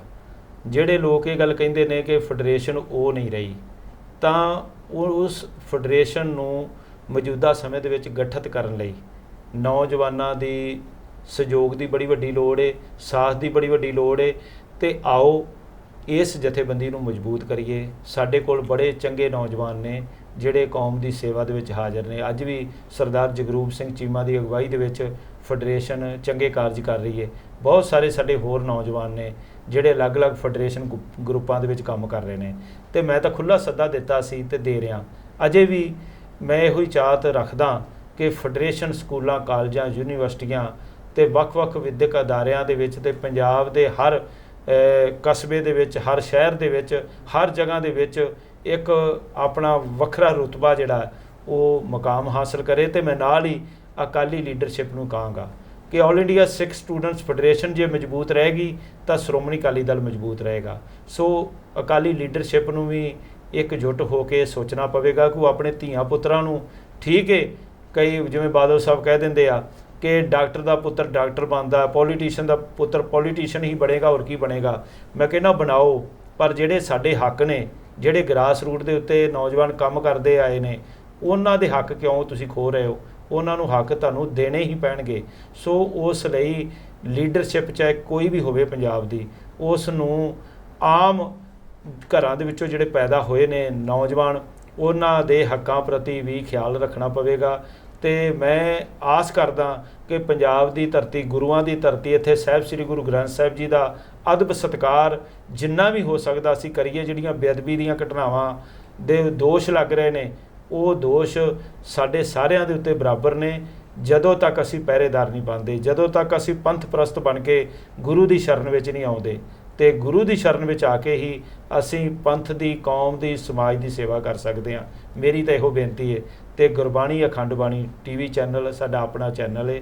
ਇਸ ਨੂੰ ਹਰ ਪੱਖ ਤੋਂ ਮਜ਼ਬੂਤ ਕਰਨਾ ਕੌਮ ਦੀ ਆਵਾਜ਼ ਬਣਨ ਦੇ ਬਰਾਬਰ ਹੈ। ਤੇ ਇਸ ਚੈਨਲ ਨੂੰ ਅਸੀਂ ਘਰ ਘਰ ਪਹੁੰਚਾਈਏ ਤਾਂ ਕਿ ਸਾਡੀ ਆਵਾਜ਼ ਲੋਕਾਂ ਦੀ ਆਵਾਜ਼ ਤੇ ਪੰਥ ਦੀ ਆਵਾਜ਼ ਬਣੀ ਰਹੇ। ਬਹੁਤ ਬਹੁਤ ਧੰਨਵਾਦ ਜੀ ਆਪਣਾ ਕੀਮਤੀ ਸਮਾਂ ਦੇਣ ਵਾਸਤੇ। ਸੋ ਸੰਗਤੋਂ, ਅੰਤ ਦੇ ਵਿੱਚ ਮੈਂ ਇੱਕੋ ਹੀ ਗੱਲ ਕਹਿਣਾ ਚਾਹਾਂਗਾ ਕਿ ਅਸੀਂ ਪੰਜਾਬ ਦੇ ਹਰ ਅਹਿਮ ਮੁੱਦੇ ਦੇ ਨਾਲ ਜੁੜੀ ਹੋਈ ਗੱਲ ਤੁਹਾਡੇ ਰੂਬਰੂ ਰੱਖਦੇ ਹਾਂ, ਸਿੱਖ ਕੌਮ ਨਾਲ ਜੁੜੀ ਹੋਈ ਗੱਲ ਤੁਹਾਡੇ ਰੂਬਰੂ ਰੱਖਦੇ ਹਾਂ। ਪਰ ਕਿਤੇ ਨਾ ਕਿਤੇ ਜੋ ਵੀ ਇਹ ਸ਼ੋਅ ਵੇਖ ਰਿਹਾ, ਬੇਸ਼ੱਕ ਤੁਸੀਂ ਪੰਜਾਬ ਦੇ ਵਿੱਚ ਬੈਠੇ ਹੋ, ਭਾਰਤ ਦੇ ਵਿੱਚ ਬੈਠੇ ਹੋ ਜਾਂ ਵਿਦੇਸ਼ ਦੇ ਵਿੱਚ ਬੈਠੇ ਹੋ, ਸਾਡੀ ਆਪਣੀ ਵੀ ਕੁਝ ਨੈਤਿਕ ਜ਼ਿੰਮੇਵਾਰੀਆਂ ਬਣਦੀਆਂ ਨੇ, ਸਾਡੀ ਆਪਣੀ ਵੀ ਕੋਈ ਜ਼ਿੰਮੇਵਾਰੀ ਹੈ। ਅਸੀਂ ਸਿਰਫ ਆਪਣਾ ਵਿਊ ਪੁਆਇੰਟ ਕਿਸੇ ਦੀ ਵੀਡੀਓ ਥੱਲੇ ਕਮੈਂਟ ਕਰਕੇ ਜਾਂ ਆਪਣਾ ਵਿਊ ਪੁਆਇੰਟ ਮੋਬਾਈਲ ਰਾਹੀਂ ਵੀਡੀਓ ਬਣਾ ਕੇ ਸੋਸ਼ਲ ਮੀਡੀਆ ਉੱਤੇ ਅਪਲੋਡ ਕਰਕੇ ਪੂਰਾ ਨਹੀਂ ਕਰ ਸਕਦੇ। ਸਾਡੀਆਂ ਜੋ ਜ਼ਿੰਮੇਵਾਰੀਆਂ ਹੈ ਨੇ ਜ਼ਮੀਨੀ ਹਕੀਕਤ ਉੱਤੇ ਸਾਨੂੰ ਆ ਕੇ ਉਹ ਨਿਭਾਉਣੀਆਂ ਪੈਣੀਆਂ ਨੇ। ਫਿਰ ਗੱਲ ਚਾਹੇ ਕਿਸੇ ਵੱਡੇ ਸੰਤਰੀ ਮੰਤਰੀ ਦੀ ਹੋਵੇ ਜਾਂ DGP ਰੈਂਕ ਤੱਕ ਦੇ ਆਫੀਸਰ ਦੀ। ਜੇ ਅਸੀਂ ਅੱਜ ਪੰਜਾਬ ਦੀ ਆਵਾਮ ਨੂੰ ਇੱਕ ਸੁੱਖ ਦਾ ਸਾਹ ਦੇਣਾ ਹੈ, ਪੰਜਾਬ ਦੀ ਨੌਜਵਾਨੀ ਬਚਾਉਣੀ ਹੈ, ਪੰਜਾਬ ਦੀ ਕਿਸਾਨੀ ਬਚਾਉਣੀ ਹੈ, ਬੇਅਦਬੀਆਂ ਦੇ ਦੋਸ਼ੀਆਂ ਨੂੰ ਸਜ਼ਾਵਾਂ ਦੇਣੀਆਂ ਨੇ, ਬੰਦੀ ਸਿੰਘਾਂ ਦੀ ਰਿਹਾਈ ਕਰਵਾਉਣੀ ਹੈ, ਤਾਂ ਪੰਜਾਬ ਦੀ ਆਵਾਮ ਨੂੰ ਇਹ ਹੁਣ ਤੈਅ ਕਰਨਾ ਹੋਵੇਗਾ, ਵਿਦੇਸ਼ਾਂ ਵਿੱਚ ਬੈਠੇ ਹੋਏ NRIs ਨੂੰ ਇਹ ਤੈਅ ਕਰਨਾ ਹੋਵੇਗਾ ਕਿ ਆਗਾਮੀ 2022 ਦੀਆਂ ਚੋਣਾਂ ਵਿੱਚ ਕੀ ਅਸੀਂ ਉਹੀ ਗਲਤੀ ਮੁੜ ਕੇ ਦੁਹਰਾਉਣੀ ਹੈ ਜੋ ਕਈ ਦਹਾਕਿਆਂ ਤੋਂ ਪੰਜਾਬ ਦੀ ਆਵਾਮ ਦੁਹਰਾ ਰਹੀ ਹੈ, ਝੂਠੇ ਮੈਨੀਫੈਸਟੋਜ਼ ਦੇਖ ਕੇ। ਕੀ ਅਸੀਂ ਮੁੜ ਉਸ ਸਰਕਾਰ ਦੇ ਉੱਤੇ ਭਰੋਸਾ ਕਰਨਾ ਹੈ ਜਿਨ੍ਹਾਂ ਨੇ ਬਾਣੀ ਹੱਥ ਦੇ ਵਿੱਚ ਫੜ ਕੇ ਝੂਠੀ ਸਹੁੰ ਖਾਧੀ, ਆਪਣੇ ਗੁਰੂ ਨੂੰ ਧੋਖਾ ਦਿੱਤਾ, ਬਾਣੀ ਨੂੰ ਧੋਖਾ ਦਿੱਤਾ, ਪੰਜਾਬ ਦੀ ਆਵਾਮ ਨੂੰ ਧੋਖਾ ਦਿੱਤਾ, ਜਾਂ ਉਸ ਪਾਰਟੀ ਉੱਤੇ ਤੁਸੀਂ ਭਰੋਸਾ ਕਰਨਾ ਜਿਸ ਨੇ ਆਪਣੀ ਕੁਰਸੀ ਵਾਸਤੇ, ਚੰਨ ਵੋਟਾਂ ਵਾਸਤੇ ਆਪਣਾ ਗੁਰੂ ਗਲੀਆਂ ਦੇ ਵਿੱਚ ਰੋਲ ਦਿੱਤਾ, ਸੌਦਾ ਸਾਧ ਨੂੰ ਮੁਆਫੀ ਕੀਤੀ। ਹੁਣ ਇਹ ਡਿਸੀਜਨ ਤੁਸੀਂ ਲੈਣਾ ਹੈ ਕਿਉਂਕਿ ਸੰਗਤ ਸਭ ਤੋਂ ਉੱਤੇ ਹੈ, ਤੇ ਜੇਕਰ ਆਵਾਮ ਚਾਹੇ ਤਾਂ ਰਾਜੇ ਨੂੰ ਰੰਕ ਬਣਾ ਸਕਦੀ ਹੈ, ਰੰਕ ਨੂੰ ਰਾਜਾ ਬਣਾ ਸਕਦੀ ਹੈ, ਅਰਸ਼ੋਂ ਕਿਸੇ ਨੂੰ ਵੀ ਚੱਕ ਕੇ ਫਰਸ਼ ਤੇ ਪਹੁੰਚਾ ਸਕਦੀ ਹੈ, ਤੇ ਫਰਸ਼ੋਂ ਕਿਸੇ ਨੂੰ ਵੀ ਚੱਕ ਕੇ ਅਰਸ਼ ਤੇ ਬਿਠਾ ਸਕਦੀ ਹੈ। ਇਹ ਡਿਸੀਜਨ ਤੁਸੀਂ ਲੈਣਾ, ਕਿਉਂਕਿ ਮੈਂ ਆਪਣੀਆਂ ਸਾਰੀਆਂ ਵੀਡੀਓਜ਼ ਦੇ ਵਿੱਚ ਬਹੁਤ ਵਾਰ ਇਹ ਚੀਜ਼ਾਂ ਤੁਹਾਨੂੰ ਕਹਿ ਚੁੱਕਿਆ ਹਾਂ। ਹੁਣ ਮੈਂ ਬਾਰ-ਬਾਰ ਨਹੀਂ ਰਿਪੀਟ ਕਰਾਂਗਾ। ਆਪਣੀਆਂ ਅੱਖਾਂ ਬੰਦ ਕਰਕੇ ਆਪਣੀ ਵੋਟ ਭੁਗਤਾਉਣ ਤੋਂ ਪਹਿਲਾਂ ਬਸ ਇੱਕ ਵਾਰ ਇਹ ਗੱਲ ਜ਼ਰੂਰ ਸੋਚ ਲੈਣਾ, ਕਿਤੇ ਤੁਸੀਂ ਕੋਈ ਗਲਤੀ ਤਾਂ ਨਹੀਂ ਦੁਹਰਾ ਰਹੇ। ਕਿਸੇ ਵੀ ਤੀਜੀ ਚੰਗੀ ਸਾਫ਼ ਸੁਥਰੀ ਧਿਰ ਨੂੰ ਮਜ਼ਬੂਤੀ ਦੇ ਨਾਲ, ਬਹੁਮਤ ਦੇ ਨਾਲ ਜਿਤਾ ਕੇ ਪੰਜਾਬ ਦੀ ਸੱਤਾ ਤੇ ਕਾਬਜ਼ ਕਰਵਾਇਆ। ਪਰ ਇਹ ਤੈਅ ਕਰ ਲਿਓ ਕਿ ਇਹ ਦੋਨੋਂ ਰਵਾਇਤੀ ਪਾਰਟੀਆਂ ਅਕਾਲੀ, ਭਾਜਪਾ ਤੇ ਕਾਂਗਰਸ ਕਦੇ ਵੀ ਪੰਜਾਬ ਦੀ ਸੱਤਾ ਤੇ ਕਾਬਜ਼ ਨਹੀਂ ਹੋਣੀ ਚਾਹੀਦੀ। ਜੇ ਬਚਿਆ ਖੁਚਿਆ ਪੰਜਾਬ ਤੁਸੀਂ ਬਚਾਉਣਾ ਹੈ, ਨਹੀਂ ਤਾਂ ਉਹ ਦਿਨ ਦੂਰ ਨਹੀਂ ਹੋਣਗੇ ਜਦ ਪੰਜਾਬ ਦੀ ਨਸਲ ਪੂਰੀ ਤਰ੍ਹਾਂ ਖਤਮ ਹੋ ਜਾਏਗੀ, ਗੁਰੂ ਘਰਾਂ 'ਚ ਟੱਲ ਖੜਕਦੇ ਹੋਣਗੇ, ਸਿੱਖ ਇਤਿਹਾਸ ਮਲੀਆਮੇਟ ਹੋ ਜਾਵੇਗਾ, ਹਰ ਧਰਮ ਇੱਕ ਦੂਜੇ ਦੇ ਬਰਖਿਲਾਫ ਖੜਾ ਹੋਵੇਗਾ, ਤੇ ਧਰਮਾਂ ਦੀ ਘਟੀਆ ਰਾਜਨੀਤੀ ਕਰਕੇ ਇਨਸਾਨਾਂ ਦੀਆਂ ਲਾਸ਼ਾਂ ਉੱਤੇ ਇਹੀ ਸਿਆਸਤਦਾਨ ਰੋਟੀਆਂ ਸੇਕ ਕੇ ਖਾਂਦੇ ਹੋਣਗੇ, ਤੇ ਉਦੋਂ ਤੁਸੀਂ ਕੁਝ ਕਰਨ ਜੋਗੇ ਨਹੀਂ ਰਹੋਗੇ। ਇਸੇ ਦੇ ਨਾਲ ਮੇਰੇ ਤੋਂ ਕੁਝ ਵੱਧ ਘੱਟ ਬੋਲਿਆ ਗਿਆ ਹੋਵੇ, ਹੱਥ ਬੰਨ੍ਹ ਕੇ ਮਾਫੀ ਹੈ ਜੀ। ਪ੍ਰੋਗਰਾਮ ਚੰਗਾ ਲੱਗਿਆ ਹੋਵੇ ਲਾਈਕ ਤੇ ਸ਼ੇਅਰ ਜ਼ਰੂਰ ਕਰਨਾ। ਬਾਕੀ ਆਪਣੀਆਂ ਭਾਵਨਾਵਾਂ ਨੀਚੇ ਕਮੈਂਟਸ ਦੇ ਵਿੱਚ ਤੁਸੀਂ ਵਿਅਕਤ ਕਰ ਸਕਦੇ ਹੋ। ਮੈਨੂੰ ਦਿਓ ਇਜਾਜ਼ਤ। ਬਣੇ ਰਹੋ ਗੁਰਬਾਣੀ ਅਖੰਡ ਬਾਣੀ। ਵਾਹਿਗੁਰੂ ਜੀ ਕਾ ਖਾਲਸਾ, ਵਾਹਿਗੁਰੂ ਜੀ ਕੀ ਫਤਿਹ।